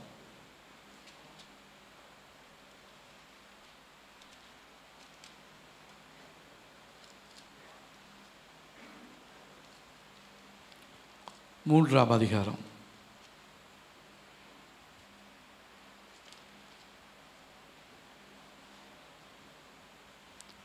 3லிருந்து 5 வசனங்களை நம்ம வாசிக்க போகிறோம். அந்நாள் மட்டும் கர்த்தருடைய நாமத்திற்கு ஒரு ஆலயம் கட்டப்படாது இருந்ததினால் ஜனங்கள் மேடைகளில் பலியிட்டு வந்தார்கள். சாலமோன் கர்த்தரிடத்தில் அன்பு கூர்ந்து தன் தகப்பனாகிய தாவீதின் கட்டளைகளில் நடந்தான். ஆனாலும் அவன் மேடைகளில் பலியிட்டு தூபங்காட்டி வந்தான். அப்படியே ராஜா பலியிட கிபியோனுக்கு போனான். அது பெரிய மேடையாக இருந்தது. அந்த பலிபீடத்தின் மேல் சாலமோன் 1000 சர்வாங்க தகன பலிகளை செலுத்தினான். கிபியோனிலே கர்த்தர் சாலமோனுக்கு ராத்திரியில் சொப்பனத்தில் தரிசனமாகி, நீ விரும்புகிறது என்னிடத்தில் கேள் என்று தேவன் சொன்னார். இப்படி நம்ம ஸ்தோத்திர பலிகளை செலுத்தி தேவனிடத்தில் ஜெபிக்கும் பொழுது அவர் சொல்கிறாரு, உனக்கு என்ன வேணும் போ. சரியான நிலைக்கு நீ வந்துட்டியா? உன்னுடைய பாவங்கள் எல்லாம் அதுக்காக மன்னிப்பு கேட்டு என்னுடைய சமூகத்தில் ஜெபித்து ஜெபத்தை கேட்டிருக்கிறேன். இப்போ உன் இருதயத்தில் என்ன இருக்குது? உன்னுடைய வேண்டுதல் என்ன? உன்னுடைய விருப்பம் என்ன? அதை என்கிட்ட சொல்ல அப்படின்றாரு. இப்போ நம்ம தேவனிடத்தில் நம்முடைய விருப்பங்களை வேண்டுதல்களையும் சொல்ல போகிறோம்.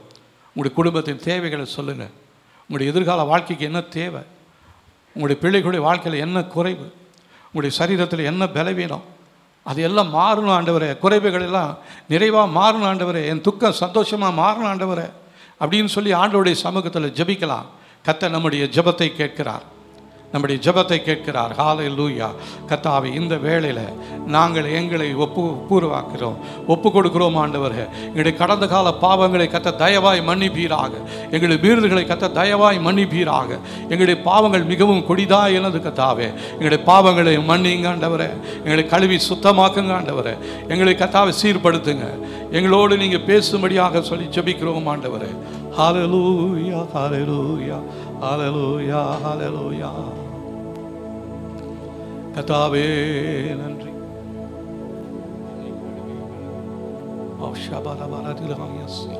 ஆண்டவருடைய சமூகத்தில் ஒப்பு கொடுக்க போகிறோம். அன்றே என்னை நினைவு கூறும்படியாக நான் ஒப்பு கொடுத்து ஜெபிக்கிறேன். ஹல்லேலூயா. நன்றி, நன்றி, நன்றி, நன்றி ஆண்டவரே. நன்றி ஆண்டவரே. நன்றி இயேசுவே. நன்றி, நன்றி இயேசுவே. நன்றி, நன்றி.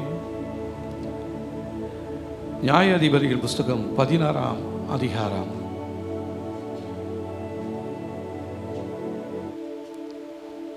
28ஆம் வசனத்தில் சிம்சோன் அங்கே ஜெபம் பண்ணுறாரு. அவர் செய்ததான பாவத்தின் நிமித்தமாக அவர் அடிமைப்பட்டிருக்கிறாரு. கண்ணெல்லாம் பிடுங்கிட்டாங்க. ஆனால் கடைசியாக ஒரு தருணத்தை தேவனிடத்தில் கேட்குறாரு. அப்பொழுது சிம்சோன் கர்த்தரை நோக்கி கூப்பிட்டு, கர்த்தராகிய ஆண்டவரே, நான் என் 2 கண்களுக்காக ஒரே தீர்வையாய் பெலிஸ்தர் கையிலே பழிவாங்கும்படிக்கு இந்த ஒரு விசை மாத்திரம் என்னை நினைத்தருளும், தேவனே பலப்படுத்தும் என்று சொல்லி அந்த வீட்டின் அந்த தூண்களை பிடித்து அசைக்கிறான். அந்த தூண்கள் கீழே விழுந்து அவன் உயிரோடு இருந்த செத்தவங்களை பார்க்கலும் சாகும்பொழுது அவனோட செத்து போனவங்க அநேகராக இருக்கிறாங்க. நம்ம சாகிறதுக்காக தேவன் நம்மை தெரிந்து கொள்ளலை. உயிரோடு இருந்து இன்னும் அநேக காரியங்களை செய்யும்படியாக கர்த்தர் நம்மை தெரிந்து கொண்டிருக்கிறார். அதனால் கர்த்தரிடத்தில் சொல்லுவோம், இந்த ஒரு விசை என்னை மன்னிங்க ஆண்டவரே. என் பாவங்களை மன்னிங்க. நான் ஞானஸ்நானம் எடுத்து இன்னும் மனம் திரும்ப இருக்கிறோம். இன்னும் மாறாமல் பழைய காரியங்களை வாழ்க்கையில் இருக்குது, என் குடும்பத்தில் எல்லைகளில் இருக்கிறது. அவைகள் எல்லாவற்றையும் மாற்றுங்க ஆண்டவரே. என்னை புதுப்பிக்கும்படியாக நான் ஒப்பு கொடுத்து ஜெபிக்கிறேன் ஆண்டவர் என்று சொல்லி தேவ சமூகத்தில் ஒப்பு கொடுத்து ஜெபிக்க போகிறோம்.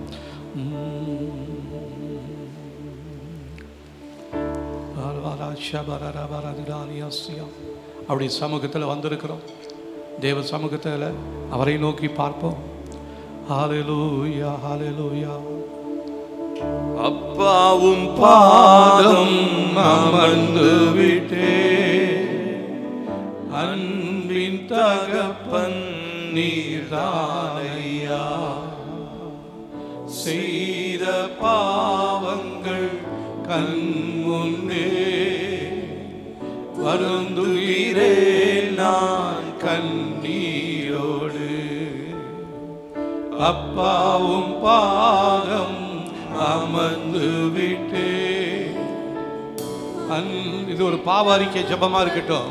நீர்தானையா. சமூகத்தில் ஒப்பு கொடுப்போமா? செய்த பாவங்கள் கண் முன்னே வருந்துகிறேன் நான் கண்ணீரோடு. அப்பாவும் பாதம் அமர்ந்து விட்டே, அன்பின் தகப்பன் நீர்தானையா. செய்த பாவங்கள் கண் முன்னே வருந்துகிறேன் நான் கண்ணீரோடு. என்னை கழுவி கழுவி தூய்மையாக்கும் கல்வாரி இரத்தத்தாலே நான் பனியை போல வெண்மையாவே முற்றிலும் வெண்மையாவே வெண்மையாவே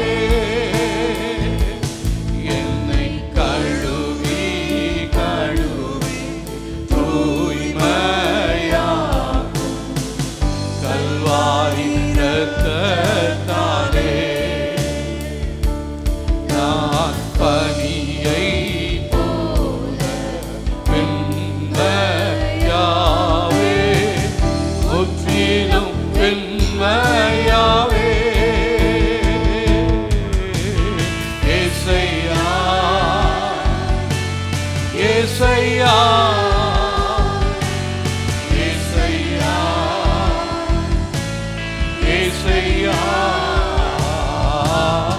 ஏசையா ஏசையா ஏசையா ஏசையா துணிகரமாய் நான் தவறு செய்தேன் துணிந்து பாவம் மறுபடி சொல்ல போகிறோம் துணிகரமாய் நான் தவறு செய்தேன் துணிந்து பாவம் செய்தேன் நோக்கி பார்க்க பலனில்லையே நோக்கி பார்க்க பலனில்லையே நோக்கி நிறுத்தும் எம் தெய்வமே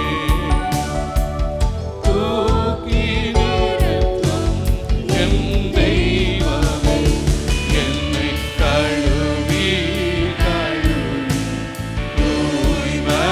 தூய்மையாக்கும் கல்வாரி இரத்தத்தாலே நான் பனியை போல வெண்மையாவே முற்றிலும் வெண்மையாவே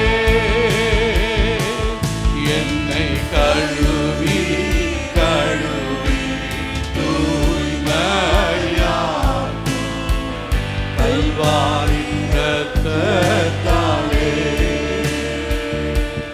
நான் பனியை போல வெண்மையாவே முற்றிலும் வெண்மையாவே அவரை பார்த்து கூப்பிடுவோமா ஏசையா ஏசையா ஹல்லேலூயா ஏசையா ஏசையா ஏசையா ஹல்லேலூயா ஏசையா ஏசையா ஏசையா கிழக்கு மேற்கே உள்ள தூரம் உந்தன் இரக்கம் உயர்ந்ததையா கிழக்கு மேற்கே உள்ள தூரம் உந்தன் இரக்கம் உயர்ந்ததையா இல்லையே எல்லை உம்மன்பிற்கு இல்லையே எல்லை உம்மன்பிற்கு இரக்கத்தின் செல்வந்த நீர்தானையா இரக்கத்தின் செல்வந்த நீர்தானையா என்னை கழுவி கழுவி கேட்போம் தூய்மையாக்கும் கல்வாரி இரத்தத்தாலே நான் பனியை போல வெண்மையாவே முற்றிலும் வெண்மையாவே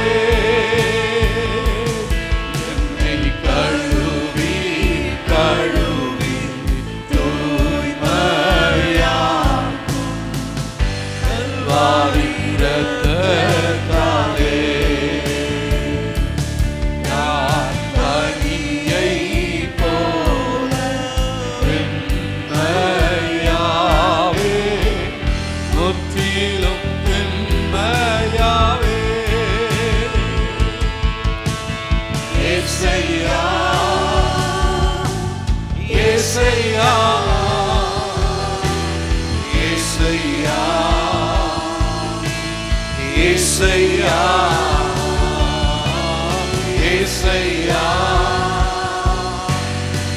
ஏசையா ஏசையா ஏசையா என் குற்றங்கள் நீ நினைவு கூர்ந்தா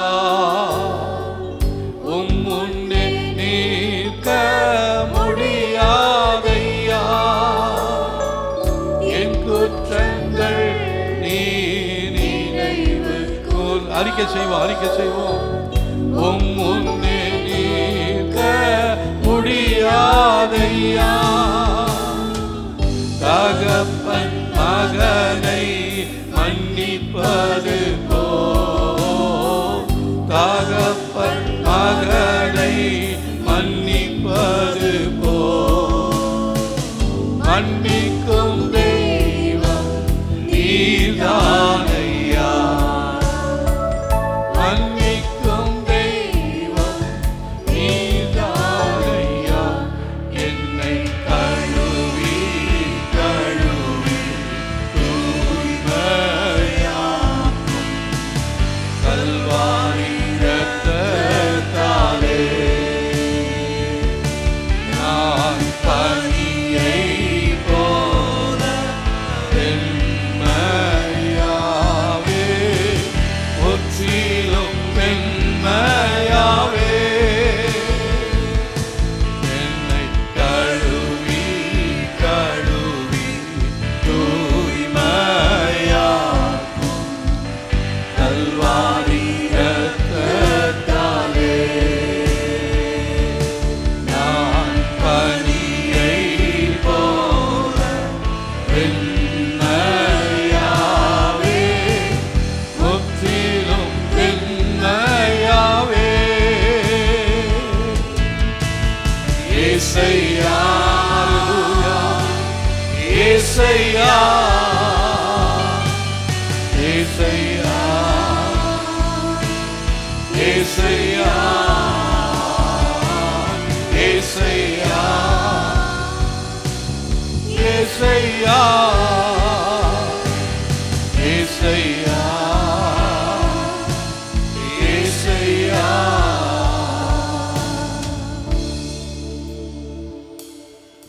அவரை நோக்கி பார்க்கிறவர்கள் ஒரு நாள் வெட்கப்பட்டு போவதில்லையா அவரை நோக்கி பார்த்தவருடைய முகங்கள் பிரகாசம் அடைந்தது என்று சொன்ன வார்த்தையின்படி தேவன் நம்மை நினைவு கூறுகிறார்.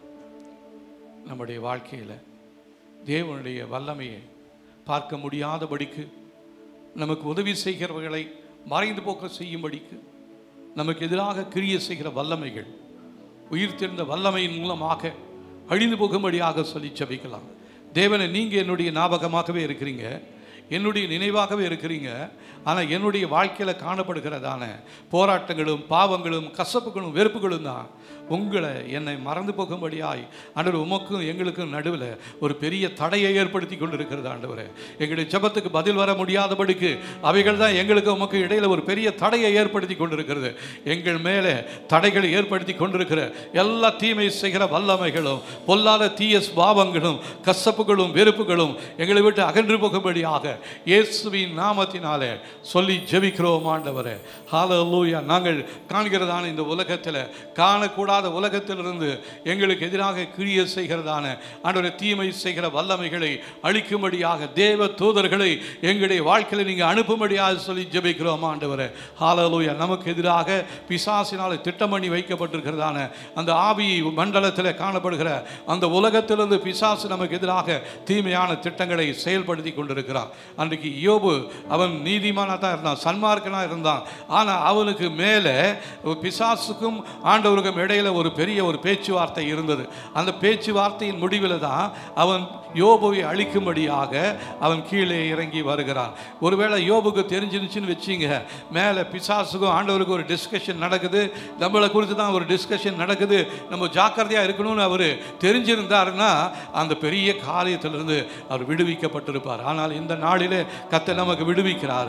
உனக்கு எதிராக வருகிற துன்பங்கள், உனக்கு எதிராக வருகிற துயரங்கள், உனக்கு எதிராக வருகிற பிரச்சனைகள் எல்லாம் வேற உலகத்தில், மேல் உலகத்திலிருந்து காணப்படாத உலகத்தில் உனக்கு எதிராக தீமையான திட்டங்களை பிசாசு தீட்டி கொண்டிருக்கிறார். ஆனால் இந்த நாளில் அவைகளை கர்த்தர் நமக்கு காண்பித்து கொண்டிருக்கிறார். நம்ம சொல்லி ஜெபிக்க போகிறோம். ஆண்டவரே, மேல் உலகத்தில் எனக்கு எதிராக, காணப்படாத உலகத்தில் எனக்கு எதிராக பிசாசினாலே தீமையான திட்டங்களை தீட்டி கொண்டிருக்கிறான்ப்பா. அந்த திட்டங்கள் எல்லாம் இயேசுவின் நாமத்தினாலே அவமாக்கப்படுவதாக, அழிக்கப்படுவதாக. தேவன் என்னை குறித்து வைத்திருக்கிற திட்டமும் தீர்மானமும் என்னுடைய வாழ்க்கையில் நடக்கும்படியாக நாங்கள் ஒப்பு கொடுத்து ஜெபிக்கிறோம் ஆண்டவரே. ஹல்லேலூயா. இதனால தான் நம்முடைய வாழ்க்கையில் அநேக காரியங்கள் மறுபடியும் நடந்த தீமைகள் மறுபடியும் நமக்குள்ள வந்துட்டே இருக்குது. தேவையில்லாத கால தாமதம் வைந்து கொண்டு இருக்கிறது. உனக்கு உதவி செய்கிறேன் என்று சொல்றவங்க உதவி செய்ய மறந்து போயிருப்பாங்க. ஹல்லேலூயா. அன்றைக்கு யோசேப்புக்கு அவனுக்கு உதவி செய்யும்படியாக அவன் அந்த சுயம்பாகிகிட்ட கேட்குறான், நீ போயிட்டு வெளியே போயிட்டு எனக்கு உதவி செய்ய, நான் எந்த தவறும் செய்யல, ஆனால் இந்த சிறையில் இருக்கிறேன்னு சொல்லி அவன் செய்கிறேன்னு சொல்லிட்டு வெளியே போனவன் மறந்து போயிட்டான். ஆண்டவர் அதற்கப்புறம் பார்வோனுக்கு ஒரு சொப்பனத்தை கொடுத்து அவனுக்கு ஒரு விடுதலையை யோசேப்புக்கு கர்த்தர் கொடுக்கிறார். அதை போலவே இந்த நாட்களில் நமக்கு உதவி செய்யக்கூடியவர்களை நாம் பார்க்க முடியாதபடிக்கு, நம்முடைய எல்லைகளுக்குள்ளாக வந்து உதவி செய்ய முடியாதபடிக்கு அநேகரை பிசாசு தடுத்து வைத்திருக்கிறார். ஆகவே சொல்ல போகிறோம், எங்களுடைய வாழ்க்கையில் நடக்கிறதான அநேக தீமைகள் ஆண்டவரே மறுபடியும் எங்களுடைய வாழ்க்கையில் வந்து கொண்டே இருக்கிறது. தேவையில்லாத கால தாமதம் வந்து கொண்டே இருக்கிறது. நாங்கள் ஒரு காரியத்தை குறித்து திட்டம் பண்ணணும், ஆனால் அது திட்டம் பண்ணக்கூடிய காலத்தில் அது நடக்கல ஆண்டவரே. அவ்விதமாக எங்களுக்கு எதிராக கிரியை செய்கிறதான தீமையின் திட்டங்கள் இயேசுவின் நாமத்தினால் அழிக்கப்படுவதாக, இயேசுவின் இரத்தத்தினால் அழிக்கப்படும்படியாக எங்களுக்கு உதவி செய்கிறவர்களை கர்த்தர் எங்களுடைய எல்லைகளுக்குள்ளாய் கொண்டு வருவீராக. நாங்கள் எதிர்பார்த்திருக்கிறதான உதவிகளை கொடுக்கும்படியான மனிதர்களை கர்த்தர் எங்களுக்கு ஏற்படுத்தி வைத்திருக்கிறீர். அவர்களை எங்களுடைய எல்லைகளுக்குள்ளாக கொண்டு வந்து அவர்களை பார்க்கும்படியாய் அவருடைய கரத்தில் நீர் எங்களுக்காக வைத்திருக்கிறதான உதவிகளை, ஆசீர்வாதங்களை, விடுதலையை பெற்றுக்கொள்ள ஆவியானவர் நீர் இந்த நாட்களிலே எங்களுக்கு உதவி செய்யும்படியாக சொல்லி ஜெபிக்கிறோம். ஹல்லேலூயா. நம்முடைய அநேகருடைய வாழ்க்கையில் பிசாசு சிறை வைத்திருக்கிறான். நன்மைகளை காண முடியாதபடிக்கு சிறை வைக்கப்பட்டிருக்கிறது. நம்முடைய பாவங்கள், நம்முடைய வாழ்க்கையில் காணப்படுகிற அக்கிரம காரியங்கள் நம்மை ஒரு சிறையில் வைக்கப்பட்டிருக்கிறது. இப்போ நம்ம சொல்லுவோம், ஆண்டவரே, அப்போஸ்தலர் புஸ்தகத்தில் இங்கே வாசிக்கிறோமே, பேதுரு சிறையில் அடைக்கப்பட்டிருந்த பொழுது நீர் ஒரு தூதனை அனுப்பி அவனை விடுதலை கொண்டு வெளியே கொண்டு வந்தது போல இப்பொழுது தீமை செய்கிறதான அந்த வல்லமைகள் மூலமாய் சிறைப்படுத்தப்பட்டிருக்கிற என்னுடைய குடும்பத்தில், என்னுடைய தொழிலில் எதிர்காலத்தில் தேவ தூதர்களை அனுப்பி எங்களுக்கு விடுவிக்கும்படியாய், விடுதலையை தரும்படியாய், வெளியே கொண்டு வரும்படியாய் இயேசுவின் நாமத்தினாலே ஜெபிக்கிறோம் ஆண்டவரே. ஹல்லேலூயா. எங்களுடைய வாழ்க்கையில், குடும்பத்தில் நாங்கள் நல்ல காரியங்களை காண முடியாதபடிக்கு, இலக்கை அடைய முடியாதபடிக்கு, கர்த்தர் வைத்திருக்கிறதான நன்மைகளை நாங்கள் பார்க்க முடியாதபடிக்கு எங்களுடைய வாழ்க்கையில் தடுத்து வைத்திருக்கிற, தடை செய்கிற வல்லமைகள் எரிகோ கோட்டை இயேசுவின் நாமத்தினாலே இடிந்து விழுவதாக, எங்களுக்கு முன்பாக செங்கடல் இரண்டாக பிரிவதாக, எங்களுக்கு நடக்கும்படியான வழிகளை கர்த்தர் ஏற்படுத்தி எங்களை நடக்க வைக்க நீர் போதுமானவராக இருக்கிறீங்க. ஆனால் எங்களுடைய வாழ்க்கையில் காண முடியாதபடி உலகத்தில் காணப்படுகிற அந்த தீமையின் தடைகள் இயேசுவின் நாமத்தினாலே உடைக்கப்பட்டு கீழே விழுந்து அழிந்து போகும்படியாக சொல்லி ஜெபிக்கிறோம் ஆண்டவரே. ஹல்லேலூயா. இன்னும் நம்முடைய வாழ்க்கையில் நடக்கக்கூடிய அநேக காரியங்கள் அரசாங்கத்தினுடைய தீமையின் சட்டங்களினாலே அது தேவனையும் நம்மையும் மறக்கும்படியாக செய்திருக்கிறது. நம்முடைய காரியத்தில் தடை பண்ணப்பட்டிருக்கிறது. ஒருவேளை அவிதமான தீமையான சட்டங்கள், திட்டங்கள் நமக்கு எதிராக எழுதப்பட்டிருக்குமானால் அந்த தீமையின் சட்டங்கள் கீழே விழுந்து அழிந்து போகும்படியாக சொல்லி ஜெபிக்கலாம். எங்களுக்கு எதிராக எழுதப்பட்டிருக்கிற, பிசாசினாலே எழுதப்பட்டிருக்கிற தீமையின் சட்டங்கள் இயேசுவின் நாமத்தினாலே, ஒருவேளை நீங்கள் வேலை செய்கிற ஆஃபீஸ்லையா இருக்கலாம், அல்லது வேலை செய்கிற இடங்களிலா இருக்கலாம், எந்த காரியத்தில் உங்களுக்கு எதிராக தீமையான சட்டங்களை ஏற்றி இருக்கிறாங்க, அதை நீங்கள் செய்தாதான் இதை பார்க்க முடியும்னு சொல்லி, ஆனால் அந்த தீமையான சட்டங்களை மாற்றக்கூடிய வல்லமை தேவ சமூகத்தில் உண்டு. ஹல்லேலூயா. உங்களுக்கு எளிதாக எழுதப்பட்டிருக்கிற தீமையின் சட்டங்கள், அரசாங்கத்தினால் உருவாக்கப்பட்டிருக்கிற அரசு ஆணைகள் எல்லாமே ஒன்றுமில்லாமல் போகும்படியாக செய்ய இயேசுவாலே முடியும். தேவ சமூகத்தில் ஒப்பு கொடுத்து ஜெபிப்போம். எங்களுக்கு எதிராக எழுதப்பட்டிருக்கிற தீமையான சட்டங்கள் ஆண்டவரே, அதில் எழுதி வைக்கப்பட்டிருக்கிறதான தீமையான சட்டங்கள் எங்களுடைய காரியங்களை மறக்கும்படியாய் செய்திருக்கிறது ஆண்டவரே. அவைகளெல்லாம் இயேசுவின் நாமத்தினாலே செயலிழந்து போகும்படியாய் சொல்லி ஜெபிக்கிறோம் ஆண்டவரே. ஹல்லேலூயா. கர்த்தாவே, நீர் உம்முடைய தூதர்களுக்கு கட்டளையிட்டு எங்களுடைய வாழ்க்கையில் செயல்படும்படியாக உம்முடைய ஞாபக புஸ்தகத்தில் நீர் எழுதி வைத்திருக்கிற எல்லா காரியங்களும் இயேசுவின் நாமத்தினாலே எங்களுடைய வாழ்க்கையில் நடக்கும்படியாக சொல்லி ஜெபிக்கிறோம் ஆண்டவரே. தேவனே, இந்த ஆண்டிலே நீர் எங்களை நினைவு கூர்ந்து எங்களுடைய வாழ்க்கையில் நீர் நியமித்திருக்கிற அனைத்து காரியங்களும் இயேசுவின் நாமத்தினாலே நடப்பதாக. தேவனே, எங்களை நினைவு கூர்ந்து எங்களுடைய திருமண வாழ்க்கையில் எங்களுக்கென்று நியமித்திருக்கிற சரியான துணையை, உம்முடைய இருதயத்திற்கு ஏற்ற துணையை எங்கள் இயேசுவின் நாமத்தில் காட்டுவீராக. ஹல்லேலூயா. தேவனே, நீர் என்னை மறந்து போயிருப்பீரானால் உம்முடைய கிருபையின்படியே என்னுடைய குடும்பத்தையும் என் குடும்ப அங்கத்தினர்களையும் நீர் நினைவு கூறும்படியாக சொல்லி ஜெபிக்கிறோம் ஆண்டவரே. ஆபிரகாமை நினைவு கூர்ந்ததினால் லோத்துவை காப்பாற்றினதான தேவன் உங்களை நினைவு கூர்ந்து உங்களுடைய குடும்பத்தில் யாரெல்லாம் சிறைப்பட்டு போயிருக்கிறாங்களோ, ரட்சிக்கப்படாமல் இருக்கிறாங்களோ, அவங்களுடைய எல்லாத்தையும் இந்த ஆண்டிலே கர்த்தர் ரட்சிப்புகளாய் கொண்டு வர போகிறார். இந்த மாதத்தில் அதை செய்ய போகிறார். ஹல்லேலூயா. ரிமி ரெனி சஹதுரானி யோசியா, நீ எதிர்பார்த்திருக்கிறதான நன்மையை இந்த நாட்களிலே இந்த மாதத்தில் கர்த்தர் காண செய்ய போகிறார். ஹல்லேலூயா. நன்றி ஆண்டவரே, நன்றி ஆண்டவரே. எங்களுடைய வாழ்க்கையில் காணப்படுகிறதான எல்லா விதமான அடிமைத்தன நுகங்களும் இயேசுவின் நாமத்தினாலே உடைக்கப்பட்டு போகும்படியாக சொல்லி ஜெபிக்கிறோம். யோசேப்பின் தேவனே, இந்த நாட்களிலே நீர் எங்களுடைய வாழ்க்கையில் செய்யும் ஒவ்வொரு நற்காரியங்களையும் கண்டு எங்களுடைய எதிராளிகள் அனைவரும் இயேசுவின் நாமத்திலே வெட்கமடைய செய்வீராக. ஹல்லேலூயா. அவனுடைய சொந்த சகோதரர் தான் அவனை அடிமையாக விற்றாங்க. ஆனால் அவர்களை விடுவிக்கும்படியாக யோசேப்பை கர்த்தர் உயர்த்தினார். அதே போல் நம்முடைய வாழ்க்கையில் குடும்பத்தில் யாரெல்லாம் நமக்கு எதிராக கிரியை செய்கிறாங்களோ அவங்க வெட்கப்பட்டு போகும்படியாய் கர்த்தர் நமக்கு கூட இருந்து நம்முடைய வாழ்க்கையை நினைத்து அவர் கட்டி சிறையிருப்புகளை மாற்றப் போகிறார். ஹல்லேலூயா. தானியேலின் தேவனே, சிங்க கெபியிலிருந்து அவனை வெளியே கொண்டு வந்ததை போல நீர் என்னை மறதி என்னும் குழியிலிருந்து வெளியே கொண்டு வருவீராக. தேவனை மறக்க செய்கிற எல்லா தீமையான குழிகளிலிருந்தும் என்னை வெளியே கொண்டு வரும்படியாக நாங்கள் சொல்லி ஜெபிக்கிறோம் ஆண்டவரே. எங்களுடைய வாழ்க்கையில் செயல்பட்டு வருகிற அனைத்து விதமான எதிர்மறையான கனவுகளும் இயேசுவின் நாமத்தினாலே செயலிழந்து போவதாக. நம்முடைய வாழ்க்கையில் செயல்படுகிற தீமையின் கனவுகள் அது செயல்படாமல் போகும்படியாக சொல்லி ஜெபிக்கலாம். நிறைய பேருக்கு அந்த கனவு எதுக்கு தான் வருதுன்னு தெரியல, அதை உணர முடியாதபடி இருந்துட்டோம். ஆனால் தான் அநேக நன்மைகளை நம்ம இழந்து போயிட்டோம், அநேகரை நம்ம இழந்து போயிட்டோம். இந்த நாளிலே கர்த்தாவே, நீர் என் மூலம் எனக்கு கனவுகளின் மூலமாக பேசுவீராக. என் வாழ்க்கையில் வருகிற எதிர்மறையான கனவுகளையும் நீர் வெளிச்சம் கொடுத்து விளக்கம் கொடுத்து எங்களை அதிலிருந்து வெளியே கொண்டு வரும்படியாக சொல்லி ஜெபிக்கிறோம் ஆண்டவரே. எங்களுடைய வாழ்க்கையில் எங்களை மறந்து போயிருக்கிற எங்களுடைய நண்பர்களும் உறவுகளும் உயர்ந்த அதிகாரத்தில் உள்ளவர்களும் இயேசுவின் நாமத்தினால் எங்களை நினைவு கூறும்படி செய்யும்படியாக நாங்கள் ஒப்பு கொடுத்து ஜெபிக்கிறோம். தேவனே, எங்கள் மேல் இறக்க வைத்து இந்த ஆண்டிலே நீர் எங்களை நினைவு கூர்ந்து எங்களுடைய வாழ்க்கையில் எழுந்தருளுவீராக. எங்களை சுற்றிலும் செயல்படுகிற எங்களுடைய வாழ்க்கையில் காணப்படுகிற அனைத்து விதமான துன்பங்களும் எங்களை விட்டு அகலச் செய்யும்படியாக சொல்லி ஜெபிக்கிறோம். தேவனே, எங்களுடைய வாழ்க்கையில் உமது ஞாபக புத்தகத்தை திறந்து அதில் காணப்படும் எல்லா விதமான ஆசீர்வாதங்களையும் எனக்கு உம்முடைய கிருபையால் தந்தருளும்படியாக சொல்லி ஜெபிக்கிறோம் ஆண்டவரே. நாங்கள் அநேக காலங்களாய் காத்திருக்கிற எல்லா விதமான ஆசீர்வாதங்களையும் எங்களுடைய வாழ்க்கையில் காண செய்வீராக. ஒரு சில ரொம்ப வருஷமாக ரொம்ப மாசமாக காத்துட்டே இருக்கிறோம், அதையெல்லாம் கர்த்தர் சீக்கிரமாக காண செய்ய போகிறார். ஹல்லேலூயா.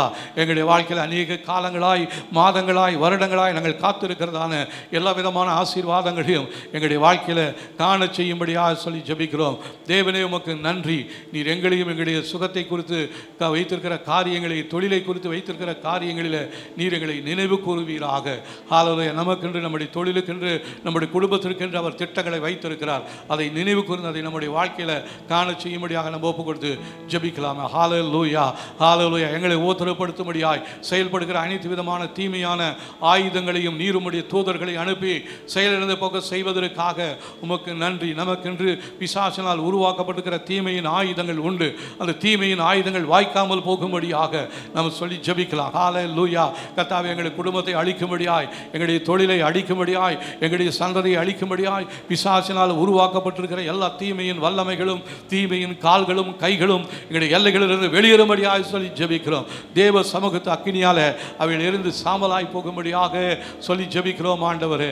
தேவனே, நீண்ட நாட்களாக பதில் பெற முடியாதபடிக்கு காத்திருக்கிற அனைத்து விதமான ஜெப குறிப்புகளுக்கும் நீர் எங்களுக்கு இந்த நாளிலே நினைவு கூர்ந்து எங்களுக்கு பதிலை கொடுப்பதற்காக உமக்கு நன்றி ஆண்டவரே. ஹல்லேலூயா. தேவனே, எங்களுக்கு உதவி செய்யும்படியாய், எனக்கு உதவக்கூடியவர்களை சீக்கிரமாய் நாங்கள் பார்க்கும்படியாய் கர்த்தர் உதவி செய்வீராக. எங்களுடைய வாழ்க்கையில் உம்முடைய நினைவு கூற செய்கிற அபிஷேகம் எங்கள் மேல் இயேசுவின் நாமத்தினாலே இறங்குவதாக. ஹல்லேலூயா. எங்களை யாரும் ஆண்டவரே எங்களை உதவி செய்கிற எங்களை மறந்து விடாதபடிக்கு எங்களை நினைவு கூறக்கூடிய அபிஷேகம் எங்கள் மேல் இறங்கும்படியாக சொல்லி ஜெபிக்கிறோம். இயேசு கிறிஸ்துவின் ரத்தத்தின் வல்லமை எங்களை கழுவி சுத்தமாக்கும்படியாக சொல்லி ஜெபிக்கிறோம். எங்களுடைய வாழ்க்கைக்கு எதிராக தீமையின் நபர்களின் மூலமாய் டெபாசிட் செய்திருக்கிற எல்லா விதமான தீமாயான டெபாசிட்டுகளும் இயேசுவின் நாமத்தினாலே அழிக்கப்படும்படியாய் சொல்லி ஜெபிக்கிறோம் ஆண்டவரே. ஹல்லேலூயா. நன்றி நன்றி. இந்த நிமிடம் வரையிலும் நீர் எங்களுடைய ஜெபத்தை கேட்டு எங்களுக்கு பதில் கொடுத்ததற்காக ஸ்தோத்திர ஆண்டவரே. கர்த்தர் தொடர்ந்து நடத்துவீராக. இதன் மூலமாய் வருகிற எல்லா மகிமையும் இயேசு ராஜா ஒருவருக்கே நாங்கள் செலுத்துகிறோம் ஆண்டவரே. இதை கேட்கிறவர்கள், கேட்கப் போகிறவர்கள் ஒவ்வொருடைய வாழ்க்கையிலும் தேவ பிரசன்னம் அவளுக்கு விடுதலை கொடுத்து நீர் அவளை நினைவு கூறும்படியாய் சொல்லி ஜெபிக்கிறோம். உளையான குழியிலிருந்து தூக்கி எடுத்து அவளை உயர்ந்த கண்மலையின் மேல் நிறுத்துகிறதான தேவன் உடைய பிள்ளைகளை உயர்ந்த கண்மலையின் மேல் நிறுத்துவதற்காக நன்றி ஆண்டவர். ஹல்லேலூயா.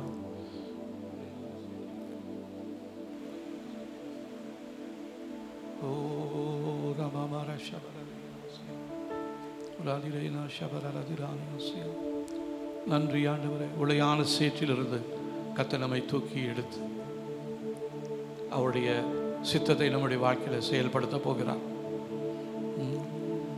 உளையான சேற்றினிலே வாழ்ந்த என்னை பாசக்கரத்தாலே என்னை தூக்கி நீரே. உளையான சேற்றினிலே வாழ்ந்த என்னை பாசக்கரத்தாலே என்னை தூக்கி நீரே. நன்றி இயேசுவே, நன்றி இயேசுவே, நன்றி இயேசுவே, நன்றி இயேசுவே. பலவீனன் என்று தள்ளிவிடாமல்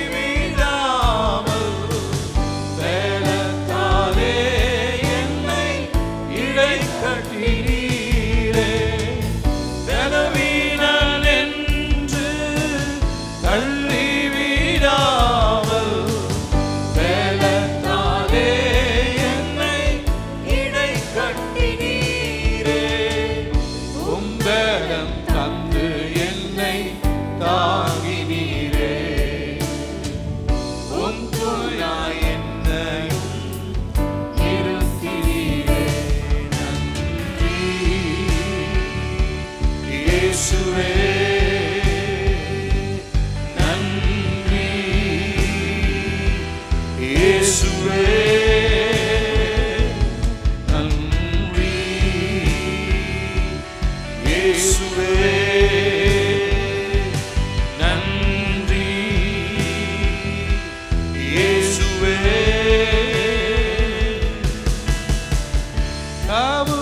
ராவுகளோடும் ராஜாக்களோடும்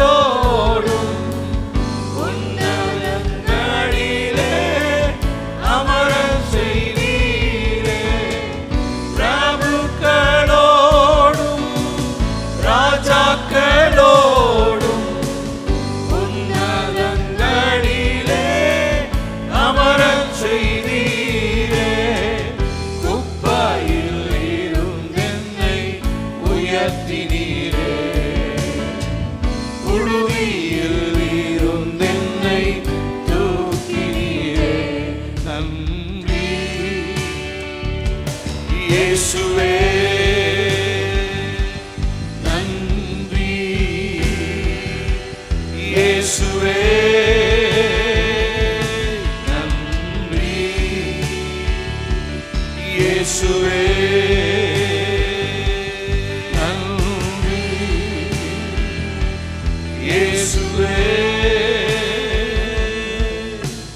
உளையான சேற்றினிலே வாழ்ந்த என்னை பாசக்கரத்தாலே என்னை தூக்கி நீரே. உளையான சேற்றினிலே வாழ்ந்த என்னை பாசக்கரத்தாலே என்னை தூக்கி நீரே. இந்த நாளில் நீட் எக்ஸாம் எழுதும்படியா நம்முடைய சபையிலிருந்து 2 பிள்ளைங்க எழுதிட்டு இருக்கிறாங்க. கனிஷ்கா ஒன்று, ஸ்டீபன் என்று சொன்ன அந்த இன்னொரு தம்பி, இவங்க 2 பேரும் பரீட்சை எழுதிட்டு இருக்கிறாங்க. கர்த்தர் அந்த எக்ஸாம் ஹாலில் தேவ பிரசன்னத்தினால் அந்த பிள்ளைகளை மூடி மறைத்து நாணத்தை கொடுத்து நல்ல முறையில் எழுத கர்த்தர் உதவி செய்யணும். ஹalleluya. அதற்காக நம்ம ஜெபிக்கலாமா? கர்த்தாவே, எங்களுடைய சபையில் இந்த நீட் எக்ஸாம் எழுதுகிறதால அந்த 2 பிள்ளைகளுக்காக ஜெபிக்கிறோம். அந்த பிள்ளைகளுடைய வாழ்க்கையில், குடும்பத்தில் ஒரு அற்புதத்தை காண செய்வீராக. கர்த்தர் தேவரீர் நீர் அந்த பிள்ளைகளை நினைவு கூர்ந்து அந்த பிள்ளைகளுக்காக நீங்கள் வைத்திருக்கிறதான அந்த உள்ள இடத்தை, அந்த உன்னத ஆசீர்வாதத்தை அந்த பிள்ளைகள் சுதந்திரித்து கொள்ளும்படியாக கர்த்தர் உதவி செய்யுங்க. இங்கே இருக்கிற ஒவ்வொருவரையும் நீங்கள் நினைவு கூர்ந்திருக்கிறதுக்காக ஸ்தோத்திரம். நன்மை செய்கிற தேவனாக இருப்பதற்காக நன்றி. தொடர்ந்து நடத்துங்க. உங்களுடைய விசேஷத்தை கரத்தில் ஒப்புக் கொடுக்குறோம். எல்லா மகிமைக்கே செலுத்துகிறோம். இயேசுவின் நாமத்தில் ஜெபிக்கிறோம் நல்ல பிதாவே. ஆமென், ஆமென். நம்முடைய கர்த்தராகிய இயேசு கிறிஸ்துவின் கிருபையும் பிதாவாகிய தேவனுடைய அன்பும் ஆவியருடைய காவலும் ஐக்கியமும் என்றும் என்றும் சதா காலங்களிலும் நம் அனைவரோடும் இருப்பதாக. Amen, amen. Praise the lord. கர்த்தர் நம்மை ஆசீர்வதிப்பாராக. ஸ்தோத்திரம்.